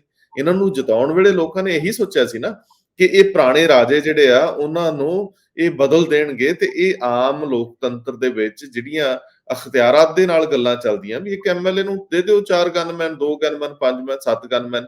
ਇੱਕ ਸਰਕਾਰੀ ਤੁਸੀਂ ਇਨੋਵਾ ਕਾਰ ਦਿੱਤੀਆਂ, ਨਵੀਆਂ ਦਿੱਤੀਆਂ ਨੇ, ਉਹਦੇ ਵਿੱਚ ਕੀ ਐਮਐਲਏ ਨੂੰ ਨਾਲ ਬਿਠਾਉਣਾ, ਐਮਐਲਏ ਦੇ ਨਾਲ ਗਨਮੈਨ ਨੂੰ ਬਿਠਾਉਣਾ ਚੰਗਾ ਨਹੀਂ ਲੱਗਦਾ? ਸੋ ਇਹ ਦੋਵੇਂ ਸਵਾਲਾਂ ਨੂੰ ਇਕੱਠਾ ਐਡਰੈਸ ਕਰਦੇ। ਰੰਧਾਵਾ ਸਾਹਿਬ, ਇਹ ਨਾ ਬੜਾ ਇੱਕ ਗਹਿਰਾ ਸਵਾਲ ਹੈ। ਦੇਖੋ, ਜਦੋਂ ਅਸੀਂ ਕਿਸੇ ਪਾਰਟੀ ਦੇ ਨੈਸ਼ਨਲ ਕਨਵੀਨਰ ਜਿਹੜੇ ਇਹ ਕਲੇਮ ਕਰਦੇ ਸੀ ਕਿ ਮੈਂ ਵੀਆਈਪੀ ਕਲਚਰ ਖਤਮ ਕਰੂੰਗਾ, ਉਹ ਵੈਗਨਾਰ ਤੋਂ ਹੁਣ ਆਪਣੀ ਵੱਡੀਆਂ ਗੱਡੀਆਂ ਦੇ ਚਲੇ ਗਏ ਤੇ 44 ਕਰੋੜ ਰੁਪਏ ਦੀਆਂ ਰੈਨੋਵੇਸ਼ਨਾਂ ਆਪਣੇ ਘਰ ਤੇ ਕਰਵਾ ਰਹੇ ਹੈ, ਤਾਂ ਮੈਨੂੰ ਨਹੀਂ ਲੱਗਦਾ ਕਿ ਫਿਰ ਜਿਹੜੇ ਉਹਨਾਂ ਦੇ ਮਤਲਬ ਉਹਨਾਂ ਦੀ ਪਾਰਟੀ ਦੇ ਜਿਹੜੇ ਐਮਐਲਏ ਆ ਉਹ ਇਹੋ ਜਿਹੇ ਕੰਮ ਨਹੀਂ ਕਰਨਗੇ ਜਾਂ ਉਹ ਇੱਕ ਨਵੀਂ ਲੀਕ ਖਿੱਚਣਗੇ ਆਪਣੇ ਤੌਰ ਤੇ। ਉਹ ਹੋ ਨਹੀਂ ਸਕਦਾ ਔਰ ਹੁੰਦਾ ਵੀ ਨਹੀਂ ਹੈ। ਕਮਾਲ ਦੀ ਗੱਲ ਇਹ ਸਾਰੇ ਸਿਸਟਮ ਦੇ ਵਿੱਚ ਇਹ ਹੈ ਰੰਧਾਵਾ ਸਾਹਿਬ ਕਿ ਪੂਰੇ ਕੰਟਰੀ ਦੇ ਵਿੱਚ ਕੱਲਾ ਪੰਜਾਬ ਇਹੋ ਜਿਹਾ ਹੈ ਜਿਹਨੇ ਆਪਣੇ ਐਮਐਲਏਆਂ ਨੂੰ ਗੱਡੀਆਂ ਦਿੱਤੀਆਂ ਹੋਈਆਂ ਨੇ। ਬਾਕੀ ਕਿਸੇ ਸਟੇਟ 'ਚ ਨਹੀਂ ਹੈ। ਤੁਸੀਂ ਹਿਮਾਚਲ 'ਚ ਦੇਖ ਲਓ, ਉੱਥੇ ਨਹੀਂ ਹੈ। ਹਰਿਆਣੇ 'ਚ ਦੇਖ ਲਓ, ਉੱਥੇ ਵੀ ਨਹੀਂ ਹੈ। ਸਭ ਦੀਆਂ ਆਪਣੀਆਂ ਆਪਣੀਆਂ ਨੇ। ਉਹਨਾਂ ਨੂੰ ਪਰ ਕਿਲੋਮੀਟਰ ਦੇ ਹਿਸਾਬ ਨਾਲ ਡੀਜ਼ਲ ਜਾਂ ਪੈਟਰੋਲ ਜੋ ਵੀ ਹੈ ਉਹ ਹੀ ਮਿਲਦਾ ਹੈ। ਇਹ ਨਹੀਂ ਕਦੀ ਹੁੰਦਾ ਕਿ ਤੁਸੀਂ ਉਹਨਾਂ ਨੂੰ ਡੀਜ਼ਲ ਤੇ ਪੈਟਰੋਲ ਵੀ ਦਿਓ ਔਰ ਗੱਡੀਆਂ ਵੀ ਦਿਓ। ਇੱਥੇ ਦੋਨੋਂ ਚੀਜ਼ਾਂ ਹੋ ਰਹੀਆਂ। 15 ਰੁਪਏ ਤੋਂ 18 ਰੁਪਏ ਦਾ ਹਿਸਾਬ ਨਾਲ ਤਾਂ ਮੈਨੂੰ ਲੱਗਦਾ ਕਿ ਸ਼ਾਇਦ ਉਹਨਾਂ ਨੂੰ ਪਰ ਕਿਲੋਮੀਟਰ ਗੱਡੀ ਦਾ ਡੀਜ਼ਲ ਮਿਲਦਾ ਹੈ, ਪਲੱਸ ਗੱਡੀ ਵੀ ਮਿਲਦੀ ਹੈ। ਸੋ ਇਹ ਸ਼ੁਰੂ ਹੋਇਆ ਸੀ ਐਕਚੁਅਲੀ ਜਦੋਂ ਬੇਅੰਤ ਸਿੰਘ ਦੀ ਸਰਕਾਰ ਸੀ ਤੇ ਉਦੋਂ ਇਹ ਸਿਕਿਉਰਿਟੀ ਦਾ ਮਾਮਲਾ ਸੀ। ਤੁਹਾਨੂੰ ਯਾਦ ਹੀ ਹੈ ਕਿ ਉਸ ਇਲੈਕਸ਼ਨ ਦੇ ਵਿੱਚ ਬਹੁਤ ਸਾਰੇ ਜਿਹੜੇ ਇਲੈਕਸ਼ਨ ਲੜਨ ਵਾਲੇ ਬੰਦੇ ਸੀ ਉਹ ਮਾਰੇ ਗਏ ਸੀਗੇ। ਇਸ ਕਰਕੇ ਉਦੋਂ ਥ੍ਰੈਟ ਸੀ, ਐਕਚੁਅਲੀ ਥ੍ਰੈਟ ਸੀ। ਇਸ ਕਰਕੇ ਗੱਡੀਆਂ ਦੀ ਇੱਕ ਪ੍ਰੋਵੀਜ਼ਨ ਕੀਤੀ ਗਈ ਕਿ ਸਿਕਿਉਰਿਟੀ ਦੇ ਨਜ਼ਰੀਏ ਨਾਲ ਗੱਡੀਆਂ ਦੇਣੀਆਂ ਜ਼ਰੂਰੀ ਨੇ। ਲੇਕਿਨ ਹੁਣ ਤਾਂ ਕੋਈ, ਜਦੋਂ ਅਸੀਂ ਕਹਿੰਦੇ ਆ ਵੀ ਹੁਣ ਤਾਂ ਪੰਜਾਬ ਪੀਸਫੁਲ ਸਟੇਟ ਹੈ, ਜੇ ਪੀਸਫੁਲ ਸਟੇਟ ਹੈ ਤਾਂ ਉਹਦੇ ਜਿਹੜੇ ਐਮਐਲਏ ਨੇ ਕਾਨੂੰਨ ਬਣਾਉਣ ਵਾਲੇ ਉਹੀ ਗੱਡੀਆਂ ਰੱਖੀ ਬੈਠੇ ਆ ਔਰ ਹਰ ਟੈਨਿਓਰ ਦੇ ਵਿੱਚ ਗੱਡੀਆਂ ਬਦਲੀ ਜਾ ਰਹੀਆਂ ਨੇ। ਪਹਿਲਾਂ ਅੰਬੈਸਡਰਾਂ ਮਿਲਦੀਆਂ ਸੀ, ਅੰਬੈਸਡਰਾਂ ਤੋਂ ਹੋਰ ਵੱਡੀਆਂ ਗੱਡੀਆਂ ਆ ਗਈਆਂ, ਹੁਣ ਇਨੋਵਾ ਆ ਗਈਆਂ। ਹੁਣ ਬਹੁਤੇ ਬੰਦਿਆਂ ਦੀ ਡਿਮਾਂਡਸ ਇਹ ਆ ਰਹੀਆਂ ਨੇ ਕਿ ਸਾਡੇ ਗੋਡੇ ਨਹੀਂ ਠੀਕ ਹੈਗੇ, ਸਾਨੂੰ ਥੋੜੀ ਉੱਚੀ ਗੱਡੀ ਚਾਹੀਦੀ ਹੈ। ਮਤਲਬ ਇਹ ਹੈ ਕਿ ਹੁਣ ਫੋਰਚੂਨਰ ਗੱਡੀਆਂ ਦੋ। ਮਤਲਬ ਇਹ ਚੀਜ਼ਾਂ ਅਸੀਂ ਇੱਕ ਕਿਸ ਦਿਸ਼ਾ ਵੱਲ ਜਾ ਰਹੇ ਹਾਂ? ਅਸੀਂ ਕੀ ਪੰਜਾਬ ਨੂੰ ਸਹੀ ਟਰੈਕ ਤੇ ਲੈਣ ਵੱਲ ਜਾ ਰਹੇ ਹਾਂ ਜਾਂ ਜਿਹੜਾ ਮਾੜਾ ਮੋਟਾ ਟਰੈਕ ਤੇ ਹੈਗਾ ਉਸ ਤੋਂ ਵੀ ਥੱਲੇ ਉਹਨੂੰ ਖਿਸਕਾਉਣ ਜਾ ਰਹੇ? ਇੱਕ ਤਾਂ ਇਹ ਸਵਾਲ ਵੱਡਾ ਹੈਗਾ ਕਿ ਕੀ ਅਸੀਂ ਇਸ ਤੇ ਕੋਈ ਚੇਂਜ ਲਿਆਵਾਂਗੇ ਕਿ ਨਹੀਂ ਲਿਆਵਾਂਗੇ। ਇਸ ਸਰਕਾਰ ਤੋਂ ਮੈਨੂੰ ਲੱਗਦਾ ਕਿ ਹੁਣ ਕੋਈ ਤਵੱਕੋ ਰਹਿ ਨਹੀਂ ਗਈ ਹੈ, ਜਦੋਂ ਕਿ ਸਾਰੇ ਐਮਐਲਏਸ ਨੇ, ਕਿਸੇ ਨੇ ਵੀ ਐਮਐਲਏਸ ਨੇ ਗੱਡੀਆਂ ਛੱਡਣੀਆਂ ਤਾਂ ਦੂਰ ਦੀ ਗੱਲ ਹੈ। ਮੈਂ ਜਾਣਦਾ ਇੱਕ ਐਮਐਲਏ ਬਹੁਤ ਵੱਡੇ ਗਾਇਕ ਵੀ ਰਹੇ ਨੇ ਔਰ ਨਾਮੀ ਗਿਰਾਮੀ ਗਾਇਕ ਨੇ, ਉਹ ਇਸ ਪਾਰਟੀ ਦੇ ਐਮਐਲਏ ਵੀ ਨੇ ਤੇ ਉਹਨਾਂ ਨੂੰ ਮੈਂ 3 ਵਾਰ ਸਪੀਕਰ ਸਾਹਿਬ ਨਾਲ ਉਲਝਦੇ ਦੇਖਿਆ ਕਿ ਮੇਰੀ ਗੱਡੀ ਪੁਰਾਣੀ ਹੋ ਗਈ ਹੈ ਜੀ, ਰਸਤੇ 'ਚ ਖੜ ਜਾਂਦੀ ਹੈ। ਮੈਂ ਉਹਨਾਂ ਨੂੰ ਹਾਸੇ 'ਚ ਕਿਹਾ ਵੀ ਮੈਂ ਕਿਹਾ ਵੀ ਤੁਹਾਡੇ ਕੋਲ ਤਾਂ ਇਸ ਤੋਂ ਕਿਤੇ ਜ਼ਿਆਦਾ ਵੱਡੀਆਂ ਗੱਡੀਆਂ ਤੁਹਾਡੀਆਂ ਆਪਣੀਆਂ ਤੁਹਾਡੇ ਘਰ ਦੇ ਬਾਹਰ ਖੜੀਆਂ ਰਹਿੰਦੀਆਂ, ਤੁਸੀਂ ਕਿਉਂ ਮੰਗਦੇ ਰਹਿੰਦੇ ਹੋ ਸਰਕਾਰ ਤੋਂ ਗੱਡੀਆਂ? ਤੁਸੀਂ ਤਾਂ ਘੱਟੋ ਘੱਟ ਦੇ ਦਿਓ ਯਾਰ ਵਾਪਿਸ। ਤੇ ਉਹ ਕਹਿੰਦੇ ਨਹੀਂ, ਸਰਕਾਰ ਦੀ ਗੱਡੀ ਵੀ ਤਾਂ ਕਹਿੰਦਾ ਚਾਹੀਦੀ ਹੁੰਦੀ ਹੈ, ਇਹਦਾ ਇੱਕ ਰੋਬ ਹੁੰਦਾ। ਪਤਾ ਨਹੀਂ ਹੁਣ ਇਹ ਰੋਬ ਕਿਸ ਦੇ ਉੱਤੇ ਪਾਣਾ, ਇਹ ਮੈਨੂੰ ਅਜੇ ਤੱਕ ਨਹੀਂ ਸਮਝ ਆਉਂਦੀ ਵੀ ਇਹ ਰੋਬ ਪਾਣਾ ਕਿਸ ਦੇ ਉੱਤੇ ਹੈ। ਸੋ ਇੱਕ ਜਿਹੜੀ ਕੱਲ ਹੁਣ ਇਨਸੀਡੈਂਟ ਹੋਇਆ, ਦੇਖੋ ਉਹਦੇ ਵਿੱਚ ਵੱਡਾ ਸਵਾਲ ਇਹ ਸੀ ਕਿ ਚਲੋ ਤੁਸੀਂ ਠੀਕ ਕਿਹਾ ਰੋਡ ਦੇ ਉੱਤੇ ਐਕਸੀਡੈਂਟਸ ਹੁੰਦੇ ਰਹਿੰਦੇ ਆ, ਪਰ ਸਵਾਲ ਇਹ ਹੁੰਦਾ ਹੈ ਕਿ ਜਿਸ ਤੋਂ ਵੀ ਐਕਸੀਡੈਂਟ ਹੋ ਗਿਆ, ਅਸੀਂ ਮਤਲਬ ਸਭ ਦੀ ਕੋਸ਼ਿਸ਼ ਪਹਿਲੀ ਇਹ ਹੁੰਦੀ ਹੈ ਕਿ ਯਾਰ ਉਹਨੂੰ ਚੱਕ ਕੇ ਹਸਪੀਟਲ ਤੱਕ ਤਾਂ ਜ਼ਰੂਰ ਪਹੁੰਚਾਓ, ਉਹੀ ਬੰਦਾ ਪਹੁੰਚਾਏ। ਇਸੇ ਸਰਕਾਰ ਨੇ ਆ ਕੇ ਇਹ ਕਿਹਾ ਹੈ ਕਿ ਜਿਹੜਾ ਵੀ ਬੰਦਾ ਉੱਥੇ ਲੈ ਕੇ, ਇਸੇ ਬਜਟ 'ਚ ਸੀ, ਤੁਹਾਨੂੰ ਯਾਦ ਹੈ ਨਾ, ਇਸੇ ਬਜਟ 'ਚ ਸੀ ਫਰਿਸ਼ਤੇ ਨਾਂ ਦੀ ਸਕੀਮ ਲੈ ਕੇ ਆਏ ਸੀ। ਹਾਲਾਂਕਿ ਮੈਨੂੰ ਨਹੀਂ ਲੱਗਦਾ ਕਿ ਉਹ ਸਕੀਮ ਹਜੇ ਤੱਕ ਵੀ ਲਾਗੂ ਹੋਈ ਹੈ। ਮੈਂ ਪਿਛਲੇ ਇੱਕ ਮਹੀਨੇ ਤੱਕ ਤਾਂ ਪਤਾ ਕੀਤਾ ਸੀ ਤੇ ਮੈਨੂੰ ਦੱਸਿਆ ਗਿਆ ਕਿ ਉਹ ਅਜੇ ਲਾਗੂ ਨਹੀਂ ਹੋਈ, ਉਸ ਤੇ ਨਿਯਮ ਕਾਇਦੇ ਬਣ ਰਹੇ ਆ। ਮੈਨੂੰ ਨਹੀਂ ਪਤਾ ਵੀ ਕਿਸ ਕਿਸਮ ਦੇ ਨਿਯਮ ਕਾਇਦੇ ਬਣ ਰਹੇ, ਪਰ ਇਹ ਕਿਹਾ ਗਿਆ ਉਸ 'ਚ ਇਹ ਸੀਗਾ ਵੀ ਜਦੋਂ ਵੀ ਰੋਡ ਤੇ ਐਕਸੀਡੈਂਟ ਹੋ ਜਾਏ, ਤੁਸੀਂ ਚਾਹੇ ਤੁਸੀਂ ਕੀਤਾ ਹੋਵੇ ਚਾਹੇ ਕਿਸੇ ਹੋਰ ਨੇ ਕੀਤਾ ਹੋਵੇ, ਤੁਸੀਂ ਅਗਰ ਉਸ ਜਿਹੜਾ ਵੀ ਦੁਰਘਟਨਾ 'ਚ ਘਾਇਲ ਹੋਇਆ ਜਾਂ ਜੋ ਵੀ ਹੈ ਉਹਨੂੰ ਹਸਪੀਟਲ 'ਚ ਲੈ ਕੇ ਜਾਓਗੇ ਤਾਂ ਤੁਹਾਨੂੰ ਇੱਕ ਇਨਸੈਂਟਿਵ ਦਿੱਤਾ ਜਾਏਗਾ ਤੇ ਨਾਲ ਹੀ ਕੋਈ ਪੁੱਛਤਾਛ ਨਹੀਂ ਹੋਏਗੀ, ਪੁਲਿਸ ਤੁਹਾਨੂੰ ਬਿਲਕੁਲ ਨਹੀਂ ਬੁਲਾਏਗੀ ਕਿਸੇ ਵੀ ਕਿਸਮ ਲਈ। ਸੋ ਜਦੋਂ ਅਸੀਂ ਗੱਲਾਂ ਸਰਕਾਰ ਦੇ ਵਿੱਚ ਰਹਿ ਕੇ ਨਿਯਮ ਕਾਇਦੇ ਤਾਂ ਇਸ ਤਰ੍ਹਾਂ ਦੇ ਬਣਾਉਂਦੇ ਆ, ਲੇਕਿਨ ਜਦੋਂ ਸਾਡੀਆਂ ਹੀ ਗੱਡੀਆਂ ਨਾਲ ਐਕਸੀਡੈਂਟਸ ਹੋ ਜਾਂਦੇ ਆ ਤਾਂ ਅਸੀਂ ਚਲੇ ਜਾਂਦੇ ਆ ਤੇ ਕਹਿ ਦਿੰਦੇ ਆ ਕਿ ਫੋਨ ਤੇ ਮੈਂ ਪੁਲਿਸ ਨੂੰ ਮਤਲਬ ਆਗਾਹ ਕਰਤਾ ਸੀ ਕਿ ਉਹਨਾਂ ਨੂੰ ਲੈ ਜਾਓ। ਇਹ ਤਾਂ ਮੈਨੂੰ ਲੱਗਦਾ ਕਿ ਤੁਹਾਡਾ ਆਪਣਾ ਹੀ ਨੈਤਿਕ ਫਰਜ਼ ਸੀਗਾ। ਜੇ ਇਸ ਕਿਸਮ ਦੀਆਂ ਜਿਹੜੀਆਂ ਚੀਜ਼ਾਂ ਨੇ, ਮੈਨੂੰ ਲੱਗਦਾ ਕਿ ਕਹਿਣੀ ਔਰ ਕਰਨੀ ਇਹਦੇ ਵਿੱਚ ਬਹੁਤ ਵਿਰੋਧਾਭਾਸ ਹੈ ਜੀ। ਔਰ ਇਹ ਵੈਸੇ ਸਪੀਡ ਨੂੰ ਲੈ ਕੇ ਵੀ ਰੌਲੇ ਪੈਂਦੇ ਰਹਿੰਦੇ ਆ ਕਿ ਜਿਹੜੇ ਐਮਐਲਏਸ ਨੇ ਜਾਂ ਜਿਹੜੇ ਸੱਤਾਧਾਰੀ ਨੇ, ਜਦੋਂ ਉਹਨਾਂ ਦੇ ਨਾਲ ਜਿਪਸੀਆਂ ਹੁੰਦੀਆਂ, ਸਾਰਾ ਉਹਨਾਂ ਦੀ ਸਪੀਡ ਬਹੁਤ ਤੇਜ਼ ਹੁੰਦੀ ਹੈ। ਔਰ ਆਮ ਤੌਰ ਤੇ ਪਤਾ ਨਹੀਂ ਇਹ ਕਿਉਂ ਹੁੰਦਾ ਕਿ ਉਹਨਾਂ ਨੂੰ ਹੀ ਕਾਹਲ ਜ਼ਿਆਦਾ ਹੁੰਦੀ ਹੈ। ਵੈਸੇ ਪ੍ਰੋਗਰਾਮ ਵੀ ਬਹੁਤ ਹੁੰਦੇ ਆ, ਅਕਸਰ ਪਹੁੰਚਦੇ ਵੀ ਲੇਟ ਆ, ਮੈਨੂੰ ਲੱਗਦਾ ਘਰੋਂ ਹੀ ਲੇਟ ਤੁਰਦੇ ਆ, ਫਿਰ ਕਾਹਲੀ ਦੇ ਵਿੱਚ ਉਡਾਉਂਦੇ ਨੇ ਗੱਡੀਆਂ। ਸਾਰੇ ਨਹੀਂ, ਸਾਰਿਆਂ ਨੂੰ ਇੱਕੋ ਰਸੇ ਨਾ ਮੰਨੀਏ। ਭਾਸਕਰ ਸਾਹਿਬ ਬਹੁਤ ਹੀ ਸੰਖੇਪ ਚ ਟਿੱਪਣੀ ਕਰਿਓ, ਕਿਉਂਕਿ ਮੈਂ ਤੁਹਾਡੇ ਕੋਲ ਬਰਜਿੰਦਰ ਸਿੰਘ ਹਮਦਰਦ ਦੀ ਕੱਲ ਦੀ ਪੇਸ਼ੀ ਸੰਬੰਧੀ ਵਿਸਥਾਰ ਲੈਣਾ ਚਾਹੁੰਦਾ। ਨਾਲ ਹੀ ਗੱਲ ਉਹ ਵੀ ਤੋਰ ਹੀ ਦਿਓ, ਕਿਉਂਕਿ ਸਾਡੇ ਕੋਲ ਸਮੇਂ ਦੀ ਥੋੜੀ ਕਿੱਲਤ ਹੈ ਅੱਜ, ਤੇ ਹਮਦਰਦ ਸਾਹਿਬ ਨੂੰ ਹੁਣ ਦੁਬਾਰਾ ਸੱਦਿਆ ਗਿਆ। ਉਹਨਾਂ ਨੇ ਜਿਹੜੇ ਸਵਾਲਾਂ ਦੇ ਜਵਾਬ ਦਿੱਤੇ ਸੀ, ਵਿਜੀਲੈਂਸ ਉਹ ਤੋਂ ਸੈਟੀਸਫਾਈ ਹੋਈ ਕਿ ਨਹੀਂ? ਤੁਸੀਂ ਜਲੰਧਰ 'ਚ ਬੈਠੇ ਹੋ, ਦੱਸਿਓ ਜ਼ਰਾ। ਪਹਿਲੇ ਤੁਸੀਂ ਜਿਹੜਾ ਸਵਾਲ ਪੁੱਛਿਆ ਸੀ ਸਰਬਜੀਤ ਕੌਰ ਮਾਨੂਕੇ ਦਾ, ਤੇ ਫਿਰ ਬਾਅਦ ਚੋਂ ਇਹ ਜਿਹੜੀ ਪਾਇਲਟ ਗੱਡੀਆਂ ਦਾ, ਜਿੱਥੇ ਤੱਕ ਮਾਨੂਕੇ ਉਹਨਾਂ ਦੀ ਗੱਲ ਹੈਗੀ ਹੈ, ਤੁਹਾਨੂੰ ਯਾਦ ਹੋਏਗਾ ਪ੍ਰੈਸ ਕਾਨਫਰੰਸ ਕਰਕੇ ਉਹਨਾਂ ਨੇ ਕਿਹਾ ਸੀਗਾ ਕਿ ਉਸ ਘਰ ਜਿਹੜਾ ਵਿਵਾਦਾਂ ਦੇ ਘੇਰੇ ਦੇ ਵਿੱਚ ਹੈਗਾ, ਉਹਦੀ ਚਾਬੀਆਂ ਮੈਂ ਕਰਮਜੀਤ ਸਿੰਘ ਸੰਧੂ ਨਾਂ ਦੇ ਸ਼ਖਸ ਨੂੰ ਦੇ ਦਿੱਤੀਆਂ। ਹੁਣ ਕਰਮਜੀਤ ਸਿੰਘ ਸੰਧੂ ਸ਼ਖਸ ਕੌਣ ਹੈ? ਜਿਹਦੇ ਨਾਲ ਉਹਦਾ ਕਿਰਾਇਆਨਾਮਾ ਹੋਇਆ ਸੀ ਐਮਐਲਏ ਮੈਡਮ ਦਾ, ਤੇ ਉਹਨਾਂ ਨੇ ਉਹਨੂੰ ਹੀ ਚਾਬੀਆਂ ਦੇ ਦਿੱਤੀ। ਤੇ ਐਨਆਰਆਈ ਪਰਿਵਾਰ ਹਜੇ ਵੀ ਇਹ ਗੱਲ ਕਹਿ ਰਿਹਾ ਹੈ ਕਿ ਪਹਿਲਾ ਕਾਰਨ ਕਿ ਉਹਨਾਂ ਨੇ ਉਹ ਚਾਬੀ ਖਾਲੀ ਕਰਕੇ ਕਰਮਜੀਤ ਸਿੰਘ ਸੰਧੂ ਉਹਨਾਂ ਨੂੰ ਕਿਉਂ ਦਿੱਤੀ? ਕਾਰਨ ਕਿ ਵਿਵਾਦ ਹੀ ਐਵੇਂ ਕਿ ਉਹਨਾਂ ਨੇ ਫੋਰਜਰੀ ਦੇ ਡਾਕੂਮੈਂਟ ਲਾ ਕੇ ਉਹ ਮਕਾਨ ਆਪਣੇ ਕਬਜ਼ੇ ਦੇ ਵਿੱਚ ਲਿੱਤਾ, ਔਰ ਉਸ ਤੋਂ ਬਾਅਦ ਉਹ ਪਰਿਵਾਰ ਐਨਆਈਏ ਪਰਿਵਾਰ ਹਜੇ ਵੀ ਮੁੱਖ ਮੰਤਰੀ ਨੂੰ ਵੀ ਸਰਕਾਰਾਂ ਨੂੰ ਵੀ ਪੂਰੀ ਇੱਕ ਗੁਹਾਰ ਲਾ ਰਿਹਾ ਹੈ ਕਿ ਵੀ ਸਾਨੂੰ ਨਿਆਂ ਮਿਲੋ। ਉਸ ਮੁੱਦੇ ਦੇ ਉੱਤੇ ਵੀ ਕੱਲ ਬਾਜਵਾ ਸਾਹਿਬ ਨੇ ਪ੍ਰੈਸ ਕਾਨਫਰੰਸ ਕਰਕੇ ਸੀਬੀਆਈ ਦੀ ਇਨਕੁਆਇਰੀ ਦੀ ਮੰਗ ਕੀਤੀ ਕਿ ਵੀ ਇਹਦੇ ਵਿੱਚ ਜਿਹੜੀ ਵੀ ਫੋਰਜਰੀ ਹੋਈ ਹੈ ਉਹਦਾ ਦੁੱਧ ਦਾ ਦੁੱਧ ਪਾਣੀ ਦਾ ਪਾਣੀ ਹੋਣਾ ਚਾਹੀਦਾ ਹੈ। ਦੂਜਾ ਸਵਾਲ ਐਮਐਲਏ ਨੂੰ ਦਿੱਤੀ ਗਈ ਇਹ ਜਿਹੜੀ ਪਾਇਲਟ ਗੱਡੀਆਂ ਹੈ, ਸਾਰੇ ਐਮਐਲਏ ਭਾਵੇਂ ਆਪੋਜੀਸ਼ਨ ਪਾਰਟੀ ਦੇ ਵੀ ਹੈ ਪੰਜਾਬ ਦੇ ਵਿੱਚ, ਜਿਸ ਤਰ੍ਹਾਂ ਇੰਦਰਪ੍ਰੀਤ ਉਹਨਾਂ ਨੇ ਵੀ ਕਿਹਾ ਪਹਿਲੀ ਵਾਰ ਹੈ ਕਿ ਸਾਰੇ ਐਮਐਲਏ ਕੋਲ ਹੈਗਾ, ਇਹਦੀ ਲੋੜ ਸੀਗੀ। ਉਹ ਸਰਕਾਰ, ਉਹ ਪਾਰਟੀ ਜਿਹੜੀ ਆਮ ਆਦਮੀ ਬਣ ਕੇ, ਆਮ ਆਦਮੀ ਦੀ ਟਿਕਟ ਦੇ ਉੱਤੇ ਜਿੱਤ ਕੇ ਜਿਹੜੇ ਐਮਐਲਏ ਬਣੇ ਨੇ, ਚਲੋ ਇਹਦਾ ਅਸਰ ਦੇਖਣ ਨੂੰ ਤੇ ਮਿਲ ਰਿਹਾ ਹੈ ਕਿ ਜਿਹੜਾ ਬਿਹੇਵ ਕਰਦੇ ਸੀ ਕਿ ਵੀਆਈਪੀ ਕਲਚਰ ਕਲੇਮ ਕਰਦੇ ਸੀ ਕਿ ਵੀਆਈਪੀ ਕਲਚਰ ਨੂੰ ਅਸੀਂ ਖਤਮ ਕਰਾਂਗੇ, ਉਹ ਤੇ ਵੀਆਈਪੀ ਕਲਚਰ ਤੋਂ ਵੀ ਵੱਧ ਰਾਹ ਤੇ ਤੁਰ ਪਏ ਨੇ। ਔਰ ਇਹ ਅਗਰ ਚੱਲਦਾ ਰਿਹਾ ਤੇ ਇਹ 92 ਐਮਐਲਏ ਅਗਲੀ ਵਾਰ ਜਿੱਤਣਗੇ ਕਿ ਨਹੀਂ ਜਿੱਤਣਗੇ, ਪਰ ਇਹਨਾਂ ਨੂੰ ਆਦਤ ਪੈ ਜਾਏਗੀ ਇਸ ਪਾਇਲਟ ਦੀ। ਔਰ ਜਿਸ ਤਰ੍ਹਾਂ ਅਸੀਂ ਪਹਿਲੇ ਵੀ ਆਪਣੇ ਪ੍ਰੋਗਰਾਮ ਦੇ ਵਿੱਚ ਇੱਕ ਗੱਲ ਕਹੀ ਸੀ, ਜਦ ਕਿਸੇ ਲੀਡਰ ਨੂੰ ਪਾਇਲਟ ਦੀ ਆਦਤ ਪੈ ਜਾਂਦੀ ਹੈ ਤੇ ਉਹ ਬਾਅਦ ਚੋਂ ਜਦ ਸੱਤਾ ਨਾ ਰਹਿਣ ਤੋਂ ਡਿਪਰੈਸ਼ਨ ਤੇ ਵੀ ਚਲੇ ਜਾਂਦੇ। ਔਰ ਜਲੰਧਰ ਦੇ ਵਿੱਚ ਇੱਕ ਦੋ ਕੇਸ ਏਦਾਂ ਦੇ ਹੋਏ ਸੀਗੇ, ਉਹ ਜਦ ਉਹ ਡਿਪਰੈਸ਼ਨ ਹੀ ਚਲੇ ਗਏ ਸੀ, ਬਾਅਦ ਚੋਂ ਘਰਦਿਆਂ ਨੂੰ ਇੱਕ ਨਕਲੀ ਜੀ ਉਹ ਜਿਪਸੀ ਬਣਾਉਣੀ ਪਈ ਸੀ, ਜਿਹੜੇ ਉਹਨਾਂ ਦੇ ਘਰ ਉਹਨਾਂ ਦੀ ਗੱਡੀ ਦੇ ਸਾਹਮਣੇ ਤੁਰਦੀ ਸੀ ਤੇ ਉਹ ਤੁਰਦੇ ਸੀ, ਵਰਨਾ ਉਹ ਜਿਪਸੀ ਦੇ ਇੰਨੇ ਕੁ ਆਦੀ ਹੋ ਜਾਂਦੇ ਆ ਬਾਅਦ ਚੋਂ ਬੜਾ ਜਿਪਸੀ ਦੇ ਵਗੈਰਾ ਨਾਲ ਬਹੁਤ ਔਖਾ ਹੁੰਦਾ ਹੈ। ਹੁਣ ਗੱਲ ਕਰੀਏ ਡਾਕਟਰ ਬਰਜਿੰਦਰ ਸਿੰਘ ਹਮਦਰਦ ਉਹਨਾਂ ਦੀ। ਹਮਦਰਦ ਸਾਹਿਬ ਨੂੰ 16 ਜੂਨ ਨੂੰ ਬੁਲਾ ਲਿਆ, ਉਸ ਤੋਂ ਪਹਿਲੇ 1 ਜੂਨ ਨੂੰ ਸਰਵ ਪਾਰਟੀ ਮੀਟਿੰਗ ਕਰਕੇ ਵੱਡੇ ਵੱਡੇ ਲੀਡਰ ਉੱਥੇ ਇਕੱਠੇ ਆ ਕੇ ਉਹਨਾਂ ਨੇ ਹਮਦਰਦ ਸਾਹਿਬ ਨੂੰ ਸਪੋਰਟ ਕੀਤਾ ਸੀ। ਕੱਲ 2 ਜੂਨ ਸ਼ਾਇਦ ਕਿ 1 ਜੂਨ 1 ਜੂਨ ਨੂੰ 1 ਨੂੰ। ਅੱਛਾ ਜੀ। ਔਰ ਜਿਸ ਤਰੀਕੇ ਨਾਲ ਕੱਲ ਉਹਨਾਂ ਨੇ ਜਾਣਾ ਸੀਗਾ, ਉਹਨਾਂ ਨੇ ਆਪਣੇ ਇੱਕ ਮੈਨੇਜਰ ਨੂੰ ਭੇਜਤਾ, ਇੱਕ ਵਕੀਲ ਦੇ ਨਾਲ। ਕਹਿੰਦੇ 17 ਸਵਾਲ ਮੈਨੂੰ ਪੁੱਛੇ ਸੀਗੇ, ਆਹ 17 ਸਵਾਲਾਂ ਦੇ ਜਵਾਬ ਲਿਸਟ ਜੀ ਬਣਾ ਕੇ ਉਹ ਵਿਜੀਲੈਂਸ ਦੇ ਦਫ਼ਤਰ ਪਹੁੰਚ ਗਏ। ਵਿਜੀਲੈਂਸ ਵਾਲਿਆਂ ਨੇ ਉਹ ਲਿਸਟ ਖੋਲ ਕੇ ਦੇਖੀ, ਜਵਾਬ ਪੜ੍ਹੇ, ਉਹਦੇ ਵਿੱਚੋਂ ਕਾਫੀ ਸਵਾਲਾਂ ਦੇ ਜਵਾਬ ਸੀਗੇ ਹੀ ਨਹੀਂ। ਔਰ ਜਦ ਇਹ ਪੁੱਛਿਆ ਗਿਆ ਕਿ ਵੀ ਇਹਨਾਂ ਸਵਾਲਾਂ ਦੇ ਜਵਾਬ ਕਿਉਂ ਨਹੀਂ ਹੈ, ਉਹ ਕਹਿੰਦੇ ਵੀ ਇਹਨਾਂ ਸਵਾਲਾਂ ਦੇ ਜਵਾਬ ਜਾਣਨ ਵਾਸਤੇ ਮੈਨੂੰ ਰਿਕਾਰਡ ਖੰਗਾਲਣਾ ਪੈਣਾ ਹੈ, ਕਿਉਂਕਿ ਮੈਂ ਹੁਣ ਉਸ ਪੋਸਟ ਤੋਂ, ਜਿਸ ਪੋਸਟ ਕਰਕੇ ਆ ਸਾਰਾ ਰਫੜ ਪਿਆ ਹੈ, ਮੈਂ ਰਿਜ਼ਾਈਨ ਕਰ ਚੁੱਕਿਆ ਤੇ ਮੈਂ ਕਾਗਜ਼ਾਤ ਦੇਖ ਕੇ, ਫਾਈਲਾਂ ਦੇਖ ਕੇ ਇਹਦੇ ਆਨਸਰ ਦਊਂਗਾ। 3 ਤਰੀਕ ਦਾ ਟਾਈਮ ਦੇ ਦਿੱਤਾ ਗਿਆ। ਪਰ ਕੱਲ ਹਾਂ, ਜਿਹੜੇ 1 ਜੂਨ ਨੂੰ ਸਪੋਰਟ ਕਰਨ ਵਾਲੇ ਸੀਗੇ, ਉਹ ਨਾ ਤੇ ਅਜੀਤ ਅਖਬਾਰ ਦੇ ਦਫ਼ਤਰ ਦੇ ਆਲੇ ਦੁਆਲੇ ਵੀ ਦੇਖੇ ਗਏ, ਔਰ ਨਾ ਹੀ ਵਿਜੀਲੈਂਸ ਵਿਭਾਗ ਦੇ ਵਿੱਚ ਜਿਹੜੀ ਹੈ ਮੈਨੇਜਰ ਸਾਹਿਬ ਲੈ ਕੇ ਜਾ ਰਹੇ ਸੀਗੇ ਜਵਾਬ, ਉਹਦੇ ਵਿੱਚ ਵੀ ਨਹੀਂ ਦੇਖੇ ਗਏ। ਪਰ ਹੁਣ 3 ਜੁਲਾਈ ਨੂੰ ਜਵਾਬ ਦੇਣੇ ਪੈਣਗੇ ਹਮਦਰਦ ਸਾਹਿਬ ਨੂੰ। ਔਰ ਕੀ ਜਵਾਬ ਦਿੰਦੇ ਨੇ? ਵਿਜੀਲੈਂਸ ਫਿਲਹਾਲ ਸੈਟੀਸਫਾਈ ਨਹੀਂ ਹੈਗਾ ਹਮਦਰਦ ਸਾਹਿਬ ਦੇ ਜਵਾਬਾਂ ਤੋਂ। ਅੱਗੇ ਚੱਲ ਕੇ ਕੀ, ਕਿੱਥੇ ਕੀ ਹੋਏਗਾ, ਇਹ ਤੇ ਬਾਅਦ ਚੋਂ ਹੀ ਪਤਾ ਲੱਗੇਗਾ। ਪਰ ਫਿਲਹਾਲ ਬਰਜਿੰਦਰ ਸਿੰਘ ਹਮਦਰਦ ਉਹਨਾਂ ਨੂੰ 3 ਜੁਲਾਈ ਤੱਕ ਜਵਾਬ ਦੇਣ ਵਾਸਤੇ ਟਾਈਮ ਮਿਲ ਗਿਆ। ਭਾਸਕਰ ਸਾਹਿਬ, ਵੈਸੇ ਇਹਨਾਂ ਦਿਨਾਂ ਦੇ ਵਿੱਚ ਅਜੀਤ ਪ੍ਰਕਾਸ਼ਨ ਸਮੂਹ ਦੇ ਹੱਕ ਵਿੱਚ ਵੱਖ-ਵੱਖ ਥਾਵਾਂ ਤੇ ਪੋਲੀਟੀਕਲ ਪਾਰਟੀਆਂ ਪ੍ਰਦਰਸ਼ਨ ਕਰਦੀਆਂ ਪਈਆਂ ਨੇ, ਖੇਤਰੀ ਤੌਰ ਤੇ, ਜਿੱਥੋਂ ਅਜੀਤ ਦੇ ਪੱਤਰਕਾਰਾਂ ਦੁਆਰਾ ਜਾਂ ਅਜੀਤ ਦੇ ਆਪਣੇ ਵੈਬ ਪੋਰਟਲ ਤੇ, ਵੈਬ ਚੈਨਲ ਦੇ ਉੱਤੇ ਉਹ ਸਰਗਰਮੀ ਲਗਾਤਾਰ ਦੇਖੀ ਜਾ ਸਕਦੀ ਹੈ।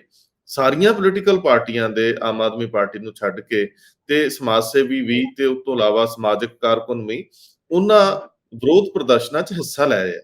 ਮਤਲਬ ਪੰਜਾਬ ਸਰਕਾਰ ਤੇ ਅਜੀਤ ਪ੍ਰਕਾਸ਼ਨ ਸਮੂਹ ਦੇ ਪ੍ਰਬੰਧਕੀ ਸੰਪਾਦਕ 'ਚ ਇਹ ਟਸਲ ਅਜੇ ਮੁੱਕੀ ਨਹੀਂ, ਅਜੇ ਇਹ ਕਾਫੀ ਸਿਖਰ ਤੇ ਆ, ਔਰ ਇਹਦਾ ਹੋਰ ਅਜੇ ਸਿਖਰ ਆਉਣਾ ਸ਼ਾਇਦ ਬਾਕੀ ਆ। ਜਿਸ ਤਰੀਕੇ ਨਾਲ ਜਾਂ ਫਿਰ ਇਹਦੇ ਉੱਤੇ ਕੋਈ ਸਮਝੌਤੇ ਦੀ ਸੰਭਾਵਨਾ ਵੀ ਹੋ ਸਕਦੀ ਹੈ। ਕਾਫੀ ਚੀਜ਼ਾਂ ਚੱਲਦੀਆਂ ਰਹਿੰਦੀਆਂ, ਲੇਕਿਨ ਇਹਦੇ ਵਿੱਚ ਸਰਕਾਰ ਪੂਰੀ ਤਰ੍ਹਾਂ ਅਜੇ ਅੜੀ ਹੋਈ ਹੈ।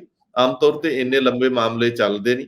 ਕੀ ਹੁਣ ਜਾਂਚ ਸੱਚਮੁੱਚ ਜੰਗੇ ਆਜ਼ਾਦੀ ਨਾਲ ਜੁੜੀ ਹੈ ਜਾਂ ਇਹਦਾ ਮੀਡੀਆ ਨਾਲ ਵੀ ਕੋਈ ਤਾਲੁਕਾਤ ਹੈ? ਇਹ ਵੀ ਸਵਾਲ ਆਮ ਤੌਰ ਤੇ ਪੁੱਛਿਆ ਜਾ ਰਿਹਾ।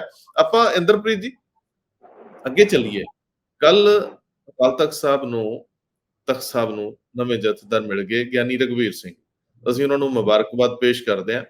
ਉਹ ਮਾਝੇ ਨਾਲ ਜੁੜੇ ਹੋਏ ਆ, ਅੰਮ੍ਰਿਤਸਰ ਸ਼ਹਿਰ ਨਾਲ ਹੀ ਸੰਬੰਧਿਤ ਨੇ, ਔਰ ਤਖਤ ਸ੍ਰੀ ਕੇਸਗੜ੍ਹ ਸਾਹਿਬ ਦੇ ਜਥੇਦਾਰ ਸੀਗੇ। ਤੁਹਾਨੂੰ ਯਾਦ ਹੋਣਾ, ਜਦੋਂ ਬੇਅਦਬੀ ਦੀ ਘਟਨਾ ਤਖਤ ਸ੍ਰੀ ਕੇਸਗੜ੍ਹ ਸਾਹਿਬ 'ਚ ਵਾਪਰਦੀ ਹੈ ਤੇ ਉਸ ਤੋਂ ਬਾਅਦ ਕਾਫੀ ਉੱਥੇ ਵਿਵਾਦ ਹੋਇਆ ਸੀ। ਉਸ ਤੋਂ ਬਾਅਦ ਉਹਨਾਂ ਨੂੰ ਇੱਕ ਹਾਰਟ ਅਟੈਕ ਦਾ ਵੀ ਜ਼ਿਕਰ ਹੋਇਆ ਸੀ, ਔਰ ਉਹ ਕਾਫੀ ਦੇਰ ਤੋਂ ਇਹ ਮੰਗ ਕਰ ਰਹੇ ਸੀਗੇ ਕਿ ਮੈਨੂੰ ਦਰਬਾਰ ਸਾਹਿਬ, ਸੱਚਖੰਡ ਸ੍ਰੀ ਦਰਬਾਰ ਸਾਹਿਬ ਦੇ ਹੈੱਡ ਗ੍ਰੰਥੀ ਵਜੋਂ ਨਿਯੁਕਤ ਕਰਤਾ ਜਾਵੇ। ਬੀਬੀ ਜਗੀਰ ਕੌਰ ਵੇਲੇ ਇਹ ਕਾਫੀ ਉਹਨਾਂ ਦੀ ਮੰਗ ਰਹੀ, ਔਰ ਇੱਥੇ ਕਈ ਵਾਰੀ ਵਿਚਾਰ ਵੀ ਕੀਤਾ ਗਿਆ ਕਿ ਉਹ ਅਨੰਦਪੁਰ ਸਾਹਿਬ ਤੋਂ ਅੰਮ੍ਰਿਤਸਰ ਘਰ ਵਾਪਸੀ ਕਰਨਾ ਚਾਹੁੰਦੇ ਆ। ਇਹ ਲਗਭਗ ਉਹਨਾਂ ਦੀ ਮੰਗ ਮੰਨ ਲਈ ਗਈ ਸੀ, ਕੁਝ ਦਿਨ ਪਹਿਲਾਂ ਵੀ ਜ਼ਿਕਰ ਹੋਇਆ ਸੀਗਾ। ਔਰ ਕਿਉਂਕਿ ਹੈੱਡ ਗ੍ਰੰਥੀ ਰਿਕੁਆਇਰਡ ਸੀਗੇ, ਹੈੱਡ ਗ੍ਰੰਥੀ ਲਾਏ ਜਾਣੇ ਸੀ, ਹੈੱਡ ਗ੍ਰੰਥੀ ਰਿਟਾਇਰ ਹੋ ਚੁੱਕੇ ਸੀਗੇ, ਅਚਨਚੇਤ ਕੱਲ ਉਹਨਾਂ ਨੂੰ ਅਕਾਲ ਤਖਤ ਸਾਹਿਬ ਦਾ ਜਥੇਦਾਰ ਵੀ ਲਾ ਦਿੱਤਾ ਜਾਂਦਾ। ਇਹ ਮੰਗ ਉਹਨਾਂ ਦੀ ਪੂਰੀ ਕਰਤੀ ਗਈ ਜਿਹੜੀ ਉਹਨਾਂ ਨੇ ਮੰਗੀ ਸੀ। ਪਰ ਕੀ ਸੱਚਮੁੱਚ ਆਖਰੀ ਮੂਵਮੈਂਟ ਤੇ ਇਹ ਨਾਂ ਜਥੇਦਾਰ ਵਜੋਂ ਅੱਗੇ ਵਧਾਇਆ ਗਿਆ? ਕਿਉਂਕਿ ਨਹੀਂ ਤੇ ਅਮੂਮਨ 2 ਅਹੁਦੇ ਇੱਕ ਵਿਅਕਤੀ ਕੋਲ ਹੋਣੇ।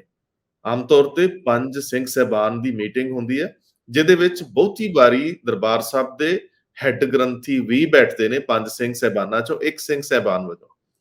ਔਰ ਇਸ ਵੇਲੇ ਇਹਦਾ ਮਤਲਬ ਹੈ ਕਿ 5 ਦੀ ਜਗ੍ਹਾ 4 ਲੋਕ ਬੈਠਣਗੇ ਔਰ ਇੱਕ ਦਾ ਪ੍ਰਬੰਧ ਕੀਤਾ ਜਾਇਆ ਕਰੂਗਾ, ਕਿਉਂਕਿ ਬਾਹਰਲੇ 2 ਤਖਤਾਂ ਦੇ ਜਥੇਦਾਰ ਆਮ ਤੌਰ ਤੇ ਹਾਜ਼ਰ ਇਹਨਾਂ ਮੌਕਿਆਂ ਤੇ ਨਹੀਂ ਹੁੰਦੇ ਰਹੇ। ਮੈਂ ਤੁਹਾਡੇ ਤੋਂ ਇਹ ਸਮਝਣਾ ਚਾਹੁੰਦਾ ਹੈ, ਇੱਕ ਕਿ ਤਖਤ ਸਾਹਿਬ ਦੇ ਜਥੇਦਾਰ ਲਾਉਣ ਦੇ ਵਿਧੀ ਵਿਧਾਨ ਦਾ ਰੌਲਾ ਤਾਂ ਪੈਂਦਾ, ਵਿਧੀ ਵਿਧਾਨ ਹੈ ਨਹੀਂ ਕੋਈ। ਕਾਲੀ 'ਚ ਸੱਦੀ ਮੀਟਿੰਗ, ਜਿਹਦੇ ਵਿੱਚ ਏਜੰਡਾ ਵੀ ਇਹ ਨਹੀਂ ਸੀ ਸਿੰਘ ਸਾਹਿਬ ਨੂੰ ਹਟਾਉਣ ਦਾ, ਉਹ ਤਾਂ ਲਾਸਟ ਮੂਵਮੈਂਟ ਤੇ ਲਿਆਂਦਾ ਗਿਆ। ਇਸ ਤੋਂ ਇਲਾਵਾ ਕੀ ਸਿੰਘ ਸਾਹਿਬਾਨ ਨੂੰ ਨਵੇਂ ਸਿਰਿਓਂ ਅਪੁਆਇੰਟ ਕਰਨ ਲਈ ਮਹੀਨਾ ਖੰਡ 2 ਮਹੀਨੇ ਪਬਲਿਕ ਡੋਮੇਨ 'ਚ ਸਿੱਖ ਸ਼ਖਸੀਅਤਾਂ ਤੋਂ ਇਸ ਸੰਬੰਧੀ ਸੁਝਾਅ ਨਹੀਂ ਲਏ ਜਾਣੇ ਚਾਹੀਦੇ, ਨਾਂ ਨਹੀਂ ਮੰਗੇ ਜਾਣੇ ਚਾਹੀਦੇ, ਇੱਕ ਆਮ ਰਾਏ ਨਹੀਂ ਬਣਨੀ ਚਾਹੀਦੀ? ਇਹ ਸਵਾਲ ਉੱਠ ਰਿਹਾ। ਇੱਥੇ ਦਾਦੂ ਵਾਲੇ ਵੀ ਕਹਿ ਰਿਹਾ ਕਿ ਤੁਸੀਂ ਜਥੇਦਾਰ ਲਾਉਣ ਵੇਲੇ ਪੂਰਾ ਸਤਿਕਾਰ ਦਿੰਦੇ ਹੋ, ਜਾਣ ਵੇਲੇ ਉਹਨਾਂ ਨੂੰ ਬਹੁਤ ਨਰਾਦਰ ਦੀ ਸਥਿਤੀ ਦਾ ਸਾਹਮਣਾ ਕਰਨਾ ਪੈਂਦਾ। ਕੱਲ ਕਾਫੀ ਸਵਾਲ ਉੱਠੇ। ਕੱਲ ਇਹ ਵੀ ਸਵਾਲ ਸਵੇਰ ਵੇਲੇ ਘੁੰਮ ਰਿਹਾ ਸੀਗਾ, ਔਰ ਅਸੀਂ ਇਹ ਬੜੀ ਜ਼ਿੰਮੇਵਾਰੀ ਨਾਲ ਕਿਹਾ ਸੀਗਾ ਕਿ ਬਲਵੰਤ ਸਿੰਘ ਰਾਜੋਆਣਾ ਦਾ ਜ਼ਿਕਰ ਵੀ ਚੱਲਦਾ ਰਿਹਾ। ਲੇਕਿਨ ਕੀ ਕੇਂਦਰੀ ਸੱਤਾ ਵੱਲੋਂ ਕਿਸੇ ਹੋਰ ਕਿਸੇ ਧਿਰ ਵੱਲੋਂ ਇਹ ਪ੍ਰੈਸ਼ਰ ਪਾਇਆ ਗਿਆ ਕਿ ਇਹ ਨਹੀਂ ਹੋਣਾ ਚਾਹੀਦਾ ਕਿ ਲਾਸਟ ਮੂਮੈਂਟ ਦੇ ਉੱਤੇ ਜਿਨ੍ਹਾਂ ਨੂੰ ਤੁਸੀਂ ਹੈੱਡ ਗ੍ਰੰਥੀ ਲਾ ਰਹੇ ਸੀ ਉਹਨਾਂ ਨੂੰ ਹੀ ਜਥੇਦਾਰ ਪੂਰੀ ਤਰ੍ਹਾਂ ਲਾਤਾ ਗਿਆ, ਕਿਉਂਕਿ ਤੁਹਾਡੇ ਕੋਲ ਹੁਣ ਦੁਬਾਰਾ ਕਾਰਜਕਾਰੀ ਜਥੇਦਾਰ ਲਾ ਕੇ ਆਲੋਚਨਾ ਦਾ ਸਾਹਮਣਾ ਕਰਨ ਦੀ ਸਥਿਤੀ 'ਚ ਤੁਸੀਂ ਨਹੀਂ ਸੀ। ਇਸ ਕਰਕੇ ਗਿਆਨੀ ਰਘਬੀਰ ਸਿੰਘ ਨੂੰ ਇਸ ਗੱਲ ਦਾ ਫਾਇਦਾ ਹੋਇਆ ਕਿ ਦੋ ਬਹੁਤ ਵੱਡੇ ਅਹੁਦੇ ਸਿੱਖੀ ਦੇ ਵਿੱਚ, ਦੋ ਬਹੁਤ ਵੱਡੇ ਅਹੁਦੇ ਜਿਹੜੇ ਆ ਉਹਨਾਂ ਦੀ ਝੋਲੀ 'ਚ ਪਏ। ਔਰ ਉਹ ਕੱਲ ਤੋਂ, ਔਰ ਜਿਹੜੀ ਇੱਕ ਆਖਰੀ ਗੱਲ ਜਿਹੜੀ ਮੈਂ ਤੁਹਾਡੇ ਤੋਂ ਜ਼ਰੂਰ ਪੁੱਛਣਾ ਚਾਹੁੰਦਾ ਕਿ ਧਾਮੀ ਸਾਹਿਬ ਕਹਿੰਦੇ ਕਿ ਜਥੇਦਾਰ ਹਰਪ੍ਰੀਤ ਸਿੰਘ ਨੇ ਆਪਣਾ ਅਹੁਦਾ ਆਪ ਛੱਡਿਆ, ਪਰ ਜਥੇਦਾਰ ਨੇ ਤੇ ਇਹੋ ਜਿਹੀ ਕੋਈ ਗੱਲ ਕੀਤੀ ਨਹੀਂ, ਕੀ ਕਹਿੰਦੇ ਹੋ? ਬਿਲਕੁਲ, ਹੁਣ ਉਸ ਤੋਂ ਇਲਾਵਾ ਕੀ ਕਹਿ ਸਕਦੇ ਆ ਰੰਧਾਵਾ ਸਾਹਿਬ, ਤੁਸੀਂ ਕੀ ਸੋਚਦੇ ਹੋ ਕਿ ਇਸ ਤੋਂ ਇਲਾਵਾ ਉਹਨਾਂ ਕੋਲ ਕੀ ਆਨਸਰ ਹੋਣਾ ਚਾਹੀਦਾ ਸੀ? ਮੈਨੂੰ ਲੱਗਦਾ ਕਿ ਜਿਹੜੀ ਆਪਾਂ ਕੱਲ ਗੱਲ ਕਰ ਰਹੇ ਸੀਗੇ ਕਿ ਇੱਕ ਮਿਡ ਵੇ ਜਾਂ ਕੱਢਣਾ ਪਏਗਾ, ਕਿਉਂਕਿ ਜਥੇਦਾਰ ਸਾਹਿਬ ਨੂੰ ਉਤਾਰਨਾ ਕੋਈ ਸੌਖਾ ਕੰਮ ਨਹੀਂ ਹੈ। ਪਰ ਮੈਨੂੰ ਲੱਗ ਰਿਹਾ ਕਿ ਵੈਸੇ ਹੁਣ ਜਿਸ ਤਰ੍ਹਾਂ ਦੇ ਕੱਲ ਹੋਈ ਇੱਕ ਅਚਾਨਕ ਮੀਟਿੰਗ ਬੁਲਾ ਕੇ ਬਿਨਾਂ ਏਜੰਡੇ ਵਾਲੀ, ਕਿਉਂਕਿ ਕਿਸੇ ਕੋਲ ਏਜੰਡਾ ਤਾਂ ਹੈ ਨਹੀਂ ਸੀ, ਜਿਸ ਤਰ੍ਹਾਂ ਮੀਟਿੰਗ ਕਰਕੇ ਸਾਰੇ ਤਖਤਾਂ ਦੇ ਜਥੇਦਾਰ ਬਦਲਦੇ ਹੈ, ਉਸ ਤੋਂ ਇਹ ਲੱਗ ਰਿਹਾ ਸੀ ਵੀ ਇਹ ਤਾਂ ਬਹੁਤ ਸੌਖਾ ਹੀ ਕੰਮ ਹੈ। ਇੱਕ ਪਾਸੇ ਅਸੀਂ ਕਹਿੰਦੇ ਹਾਂ ਵੀ ਸ਼੍ਰੀ ਅਕਾਲ ਤਖਤ ਸਾਹਿਬ ਦੇ ਜਿਹੜੇ ਜਥੇਦਾਰ ਹੈ ਉਹ ਕੌਮ ਦੇ ਸਿਰਮੌਰ ਨੇ, ਔਰ ਪਰ ਜਿਸ ਤਰ੍ਹਾਂ ਉਹਨਾਂ ਨੂੰ ਉਤਾਰ ਦਿੱਤਾ ਜਾਂਦਾ ਜਾਂ ਲਗਾ ਦਿੱਤਾ ਜਾਂਦਾ ਤਾਂ ਮੈਨੂੰ ਇਹ ਲੱਗਦਾ ਕਿ ਯਾਰ ਸਿਰਮੌਰ ਨਾਂ ਦੀ ਕੀ, ਸਿਰਮੌਰ ਤਾਂ ਕੋਈ ਹੋਰ ਹੈ, ਫਿਰ ਪਿੱਛੇ ਸਿਰਮੌਰ ਤਾਂ ਕੋਈ ਹੋਰ ਹੈ, ਇਹ ਤਾਂ ਸਿਰਫ ਦਿਖਾਵੇ ਦੇ ਸਿਰਮੌਰ ਨੇ। ਸੋ ਇਸੇ ਕਰਕੇ ਬਾਰ-ਬਾਰ ਜਿਹੜਾ ਜਥੇਦਾਰ ਦੀ ਨਿਯੁਕਤੀ ਤੇ ਉਹਨਾਂ ਨੂੰ ਹਟਾਉਣ, ਇਹਨੂੰ ਲੈ ਕੇ ਬੜੇ ਲੰਬੇ ਸਮੇਂ ਤੋਂ 3 ਦਸ਼ਕ ਹੋ ਗਏ ਹੈ ਲਗਭਗ ਮੈਨੂੰ ਇਹਦੇ ਉੱਤੇ ਵਿਚਾਰ ਚਰਚਾਵਾਂ ਜਾਂ ਬਹਿਸਾਂ ਸੁਣਦੇ ਨੂੰ ਕਿ ਇਹਦੇ ਤੇ ਕੋਈ ਇੱਕ ਬਣਨੀ ਚਾਹੀਦੇ, ਨਿਯਮ ਕਾਇਦੇ ਬਣਨੇ ਚਾਹੀਦੇ ਨੇ, ਪਰ ਹਜੇ ਤੱਕ ਨਹੀਂ ਬਣੇ।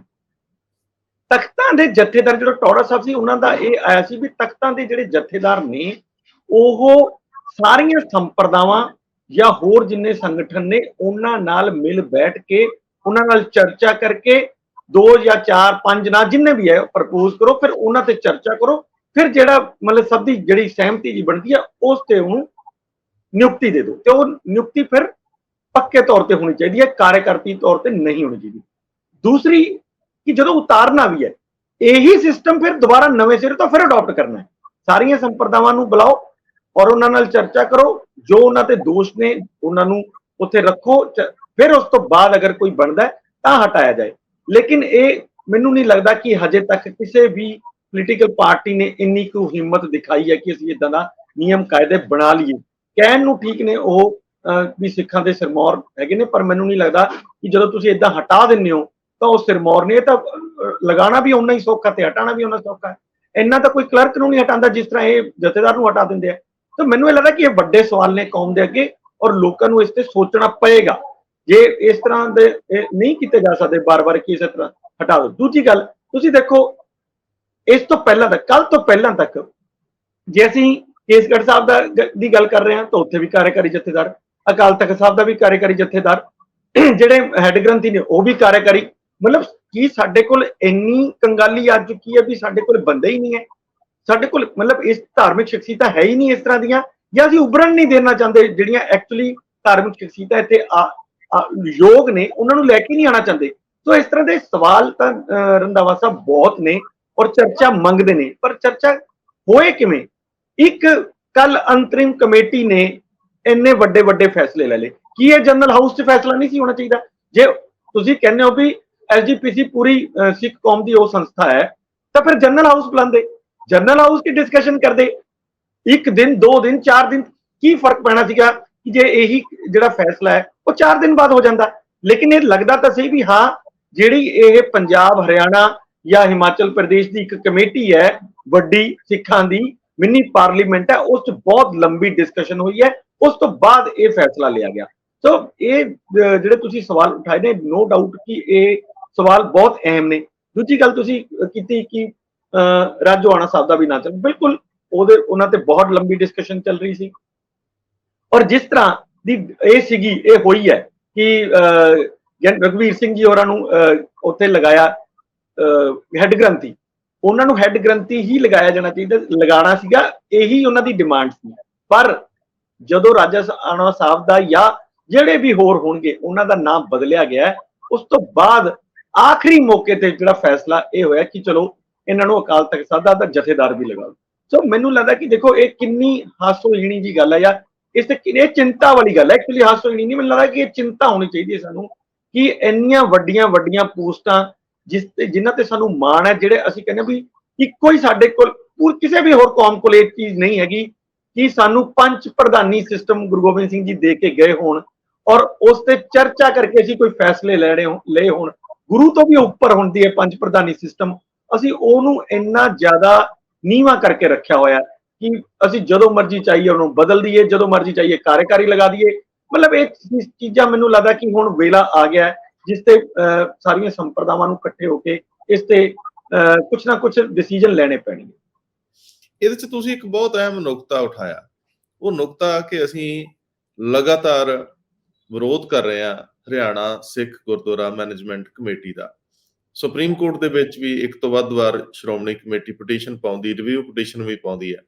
ਉਹ ਸਿਆਸੀ ਵਿਰੋਧ ਵੀ ਕਰ ਰਹੀ ਆ। ਉਹਨੇ ਕੇਂਦਰ ਨੂੰ ਵੀ ਜ਼ਬਰਦਸਤ ਵਿਰੋਧ ਦਰਜ ਕਰਾਇਆ ਕਿ ਤੁਸੀਂ ਸਿੱਖਾਂ ਦੀ ਪਾਰਲੀਮੈਂਟ ਨੂੰ ਤੋੜਨ ਦਾ ਕੰਮ ਕਰ ਰਹੇ ਹੋ, ਔਰ ਅਜੇ ਵੀ ਉਹ ਵਿਰੋਧ ਜਾਰੀ ਹੈ। ਪਰ ਏਡੇ ਅਹਿਮ ਫੈਸਲੇ ਲੈਣ ਵੇਲੇ ਕਿ ਹਰਿਆਣੇ ਦੇ ਸਿੱਖ ਮੈਂਬਰਾਂ ਨੂੰ ਜਿਹੜੇ ਚੁਣੇ ਹੋਏ ਆ, ਜਿਨ੍ਹਾਂ ਨੂੰ ਹੁਣ ਭਾਵੇਂ ਉਹ ਡਿਸੋਲਵ ਹੋ ਗਏ ਹੁਣ, ਜਿੰਨਾ ਚਿਰ ਤੁਹਾਡੀ ਕਮੇਟੀ ਕੰਮ ਕਰ ਰਹੀ ਹੈ, ਕਿ ਉਹਨਾਂ ਚਿਰ ਤੱਕ ਤੁਸੀਂ ਉਹਨਾਂ ਨੂੰ ਨੁਮਾਇੰਦਗੀ ਦੇਣੀ ਸੀ, ਦੇਣੀ ਬਣਦੀ ਸੀ। 8 ਨੇ, 10 ਨੇ, 15 ਨੇ, 14 ਨੇ, ਕਿੰਨੇ ਮੈਂਬਰ ਹੁਣ ਉਹਨਾਂ ਚੋਂ ਹੈਗੇ ਨੇ ਇਸ ਵੇਲੇ ਕਾਰਜਕਾਰ ਜਿਨ੍ਹਾਂ ਕੋਲ ਹੈਗਾ ਬਤੌਰ ਮੈਂਬਰ, ਉਹ ਤਾਂ ਉਹਨਾਂ ਨੇ ਫੈਸਲੇ ਕੀਤੇ ਆ ਨਾ। ਤੁਹਾਡੀ ਕਮੇਟੀ 'ਚ ਨਵੀਂ ਚੋਣ ਤਾਂ ਅਜੇ ਨਹੀਂ ਹੋਈ, ਅਜੇ ਪੁਰਾਣੀ ਚੱਲ ਰਹੀ। ਕਿ ਹਰਿਆਣੇ ਦੇ ਸਿੱਖਾਂ ਦੀ ਸ਼ਮੂਲੀਅਤ ਕਰਵਾ ਕੇ ਇਸ ਮੌਕੇ ਤੇ ਤੁਸੀਂ ਜ਼ਿਆਦਾ ਵੱਡਾ ਮੈਸੇਜ ਨਹੀਂ ਸੀ ਦੇ ਸਕਦੇ ਕਿ ਅਸੀਂ ਤੁਹਾਨੂੰ ਨਹੀਂ ਮੰਨਿਆ, ਅਸੀਂ ਹਰਿਆਣੇ ਦੇ ਉਹਨਾਂ ਸਿੱਖਾਂ ਨੂੰ ਜਿਨ੍ਹਾਂ ਨੂੰ ਸ਼੍ਰੋਮਣੀ ਕਮੇਟੀ ਲਈ ਚੁਣਿਆ ਗਿਆ, ਜਿਹੜੇ ਨੁਮਾਇੰਦਾ ਨੇ ਉੱਥੋਂ ਦੇ ਅਜੇ ਵੀ, ਅਸੀਂ ਉਹਨਾਂ ਨੂੰ ਵੀ ਅਕਾਲ ਤਖਤ ਸਾਹਿਬ ਦਾ ਜਥੇਦਾਰ ਲਾਉਣ ਲਈ ਬਰਾਬਰ ਦੀ ਅਹਿਮੀਅਤ ਦਿੱਤੀ ਹੈ। ਇਹ ਮੌਕੇ ਹੁੰਦੇ ਆ, ਸੰਕੇਤ ਹੁੰਦੇ ਆ। ਸੰਕੇਤਕ ਚੀਜ਼ਾਂ ਬਹੁਤ ਵੱਡੀਆਂ ਹੁੰਦੀਆਂ ਨੇ ਕਿ ਤੁਸੀਂ ਕਹਿ ਕੀ ਰਹੇ ਹੋ ਤੇ ਕਰ ਕੀ ਰਹੇ ਹੋ। ਤੁਹਾਡੀ ਗੱਲ ਠੀਕ ਹੈ ਕਿ ਜਨਰਲ ਇਜਲਾਸ ਦੇ ਵਿੱਚ ਤੁਸੀਂ ਬਹੁਤ ਸਾਰੀਆਂ ਸੰਪਰਦਾਵਾਂ ਜਿਹੜੀਆਂ ਚੋਣ ਪ੍ਰਕਿਰਿਆ ਦਾ ਹਿੱਸਾ ਨਹੀਂ ਹੁੰਦੀਆਂ, ਬਹੁਤ ਸਾਰੀਆਂ ਸਭਾ ਸੁਸਾਇਟੀਆਂ ਜਿਹੜੀਆਂ ਸਿੱਖੀ 'ਚ ਬਹੁਤ ਵੱਡਾ ਕੰਮ ਕਰ ਰਹੀਆਂ, ਤੁਸੀਂ ਉਹਨਾਂ ਦੇ ਨੁਮਾਇੰਦਿਆਂ ਨੂੰ ਵੀ ਉਸ ਹਾਊਸ ਦੇ ਵਿੱਚ ਇਨਵਾਈਟੀ ਵਜੋਂ, ਸਪੈਸ਼ਲ ਇਨਵਾਈਟੀ ਵਜੋਂ ਸੱਦ ਕੇ, ਇਹ ਕੀ ਫਰਕ ਪੈਂਦਾ ਸੀ ਕਿ 300 ਬੰਦਾ ਬੈਠਾ, 200 ਬੈਠਾ, 400 ਬੈਠਾ, 500 ਬੈਠਾ, ਉਹਦੇ ਵਿੱਚ ਫੈਸਲਾ ਕਰਦੇ, ਬਹਿਸ ਹੁੰਦੀ। ਭਾਵੇਂ ਮੁੜ ਕੇ ਤੁਸੀਂ ਬਹੁਮਤ ਨਾਲ ਆਪਣਾ ਬੰਦਾ ਲਾਓ, ਪਰ ਇੱਕ ਵਾਰੀ ਤੁਸੀਂ ਦਿਖਾਵਾ ਤਾਂ ਕਰੋ ਕਿ ਤੁਸੀਂ ਜਮਹੂਰੀਅਤ ਦੇ ਉਸ ਨਜ਼ਰੀਏ ਤੋਂ, ਵਿਧੀ ਵਿਧਾਨ ਦੇ ਨਜ਼ਰੀਏ ਤੋਂ ਸੁਰਖਰੂ ਹੋ। ਸੋ ਭਾਸਕਰ ਸਾਹਿਬ, ਤੁਹਾਡੀ ਮੈਂ ਇੱਥੇ ਜ਼ਿਆਦਾ ਟਿੱਪਣੀ ਨਹੀਂ ਲੈਣਾ ਚਾਹੂੰਗਾ, ਪਰ ਤੁਸੀਂ ਬੜੇ ਸੰਖੇਪ ਸ਼ਬਦਾਂ ਦੇ ਵਿੱਚ ਜ਼ਰੂਰ ਕਰਿਓ ਕਿਉਂਕਿ ਮਾਮਲਾ ਬੜਾ ਸੈਂਸਿਟਿਵ ਆ। ਸਾਰੀ ਗੱਲਾਂ ਠੀਕ ਹੈ। ਜਿਸ ਤਰੀਕੇ ਨਾਲ ਜਥੇਦਾਰ ਗਿਆਨੀ ਹਰਪ੍ਰੀਤ ਸਿੰਘ ਉਹਨਾਂ ਨੂੰ ਲਾਇਆ ਗਿਆ, ਉਹ ਵੀ ਖਾਸ ਕਰਕੇ ਤਦ ਜਦ ਉਹ ਬਾਹਰ ਗਏ ਹੋਏ ਸੀ, ਫੋਰਨ ਟੂਰ ਤੇ ਸੀਗੇ।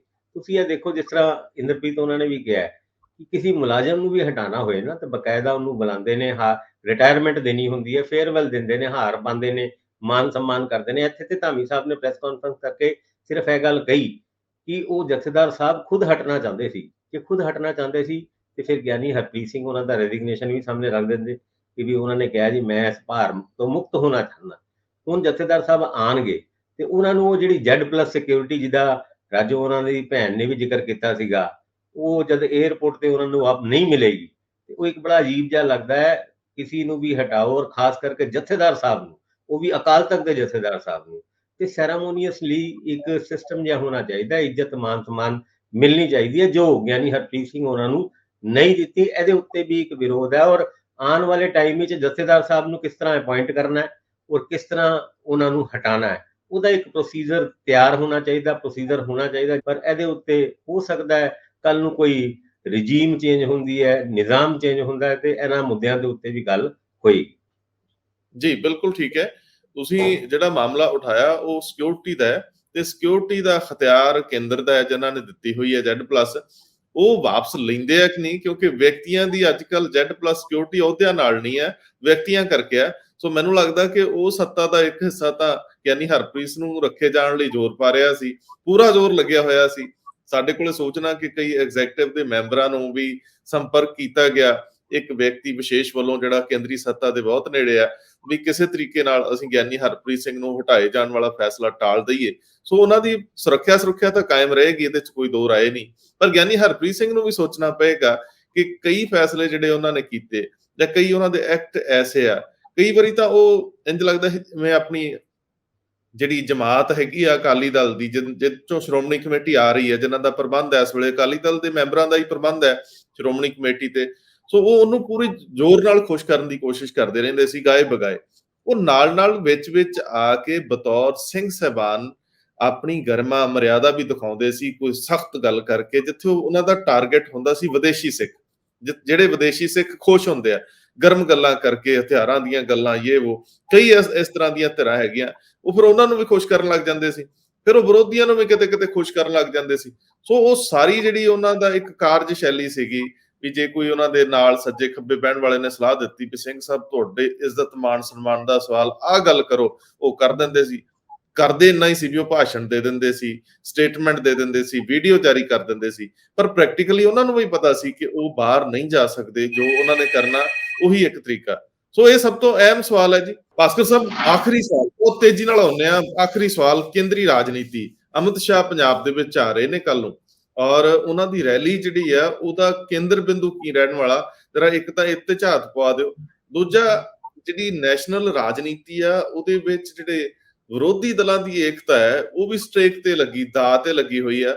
ਕਦੇ ਕੋਈ ਇਧਰੋਂ ਸੁਰ ਉੱਭਰ ਆਉਂਦੀ ਹੈ, ਕਦੇ ਕੋਈ ਇਧਰੋਂ ਉੱਭਰ ਆਉਂਦੀ ਆ। ਮੈਨੂੰ ਲੱਗਦਾ ਨਹੀਂ ਵੀ ਇਹ ਸਿਰੇ ਚੜੂ, ਇਹ ਕੁਨਬਾ ਇਕੱਠਾ ਹੋਣ ਤੋਂ ਪਹਿਲਾਂ ਹੀ ਢਹਿ ਪੈਣਾ ਲੱਗਦਾ। 18 ਤਰੀਕ ਨੂੰ ਅਮਿਤ ਸ਼ਾਹ ਔਰ ਆ ਰਹੇ ਨੇ ਹਰਿਆਣਾ ਤੇ ਉਸ ਤੋਂ ਬਾਅਦ ਪੰਜਾਬ। ਹਰਿਆਣਾ ਦੇ ਵਿੱਚ ਸਿਰਸੇ ਦੇ ਵਿੱਚ ਇਹ ਰੈਲੀ ਹੈਗੀ ਹੈ, ਜਿਹਦੇ ਵਿੱਚ ਜੇਜੇਪੀ ਜਿਹੜੀ ਅਲਾਈਅੰਸ ਪਾਰਟਨਰ ਹੈ ਉਹਦੇ ਅਲਾਈਅੰਸ ਨੂੰ ਤੋੜਨ ਦੀ ਗੱਲ ਚੱਲ ਰਹੀ ਹੈ, ਔਰ ਜਿੱਥੇ ਤੱਕ ਪੰਜਾਬ ਦੀ ਗੱਲ ਹੈਗੀ ਹੈ, ਇੱਥੇ ਜਿਹੜੇ ਪੁਰਾਣੇ ਟੁੱਟੇ ਹੋਏ ਅਲਾਈਅੰਸ ਨੂੰ ਜੋੜਨ ਦੀ ਗੱਲ ਚੱਲ ਰਹੀ ਹੈ। ਦੋਨਾਂ ਦੇ ਵਿੱਚ ਸਿਮਿਲੈਰਿਟੀ ਕਹਿ ਲਓ ਜਾਂ ਵਿਰੋਧਤਾ ਕਹਿ ਲਓ, ਇਹ ਹੈਗੀ ਹੈ। ਔਰ ਉਹ ਗੁਰਦਾਸਪੁਰ ਦੇ ਦੌਰੇ ਤੇ ਆ ਰਹੇ ਨੇ। ਗੁਰਦਾਸਪੁਰ ਦਾ ਦੌਰਾ ਇਸ ਕਰਕੇ ਵੀ ਇੰਪੋਰਟੈਂਸ ਰੱਖਦਾ ਹੈ ਕਿਉਂਕਿ ਡਰੱਗ ਦੇ ਮੁੱਦੇ ਦੇ ਉੱਤੇ ਅਕਸਰ ਅਮਿਤ ਸ਼ਾਹ ਹੋਣਾ ਕੁਛ ਨਾ ਕੁਛ ਕਹਿੰਦੇ ਰਹੇ ਨੇ, ਔਰ ਗਵਰਨਰ ਸਾਹਿਬ ਵੀ ਬਾਰਡਰ ਏਰੀਆ ਦੇ ਜ਼ਿਲ੍ਹੇ ਦੇ ਵਿੱਚ ਜਾ ਕੇ ਡਰੱਗ ਦੇ ਮੁੱਦੇ ਨੂੰ ਉਛਾਲਦੇ ਰਹੇ ਨੇ। ਔਰ ਆਉਣ ਵਾਲੇ ਟਾਈਮ ਵਿੱਚ ਇੱਕ ਯਾਤਰਾ ਕੱਢਣ ਦੀ ਵੀ ਗੱਲ ਪੰਜਾਬ ਦੇ ਵਿੱਚ ਤੁਰ ਰਹੀ ਹੈ। ਉਹਦਾ ਕੋਈ ਬੇਸ, ਉਹਦਾ ਕੋਈ ਗਰਾਊਂਡ ਸ਼ਾਇਦ ਉੱਥੇ ਬਣਾਇਆ ਜਾ ਸਕਦਾ ਹੈ। ਨਾਲ ਦੇ ਨਾਲ 3 ਕਿਸਾਨ ਜਥੇਬੰਦੀਆਂ ਨੇ ਇਹ ਵੀ ਅਨਾਉਂਸਮੈਂਟ ਕਰਤੀ ਹੈ, ਜਦ ਅਮਿਤ ਸ਼ਾਹ ਉਹਨਾਂ ਪੰਜਾਬ ਵਿੱਚ ਆਉਣਗੇ ਤੇ ਉਹਨਾਂ ਨੂੰ ਕਾਲੇ ਝੰਡੇ ਦਿਖਾਏ ਜਾਣਗੇ। ਔਰ 5 ਜਨਵਰੀ ਦਾ ਵੀ ਉਹ ਸੀਨ ਯਾਦ ਕਰੋ, ਜਦ ਪ੍ਰਧਾਨ ਮੰਤਰੀ ਨਰਿੰਦਰ ਮੋਦੀ 2022 5 ਜਨਵਰੀ ਨੂੰ ਪੰਜਾਬ ਆਏ ਸੀ ਫਿਰੋਜ਼ਪੁਰ ਦੇ ਵਿੱਚ, ਤੇ ਉਹਨਾਂ ਨੂੰ ਵੀ ਕਾਲੇ ਝੰਡੇ ਦਿਖਾਉਣ ਦੀ ਗੱਲ ਚੱਲੀ ਸੀ। ਉਹਨੇ ਕਾਲੇ ਝੰਡੇ ਦਿਖਾਏ ਜਾਂਦੇ ਆ, ਨਹੀਂ ਦਿਖਾਏ ਜਾਂਦੇ, ਪਰ ਪੰਜਾਬ ਦੀ ਪੋਲਿਟਿਕਸ ਦੇ ਵਿੱਚ ਜੇ ਅਮਿਤ ਸ਼ਾਹ ਉਹਨਾਂ ਦੀ ਐਂਟਰੀ ਆਉਂਦੀ ਹੈ ਜਾਂ ਪੰਜਾਬ ਦੇ ਵਿੱਚ ਜੇ ਅਮਿਤ ਸ਼ਾਹ ਉਹਨਾਂ ਦੀ ਐਂਟਰੀ ਹੁੰਦੀ ਹੈ ਤੇ ਇਹਦੇ ਕਈ ਮਾਇਨੇ ਹੁੰਦੇ ਨੇ। ਔਰ ਪੰਜਾਬ ਦੇ ਵਿੱਚ ਆਪਣੇ ਰਾਜਨੀਤਿਕ ਆਧਾਰ ਨੂੰ ਕਿੱਦਾਂ ਅੱਗੇ ਲੈ ਕੇ ਜਾਣਾ, ਉਹਦੀ ਗੱਲ ਉਹ ਗੁਰਦਾਸਪੁਰ ਦੇ ਵਿੱਚ 18 ਤਰੀਕ ਨੂੰ ਕਰਨਗੇ।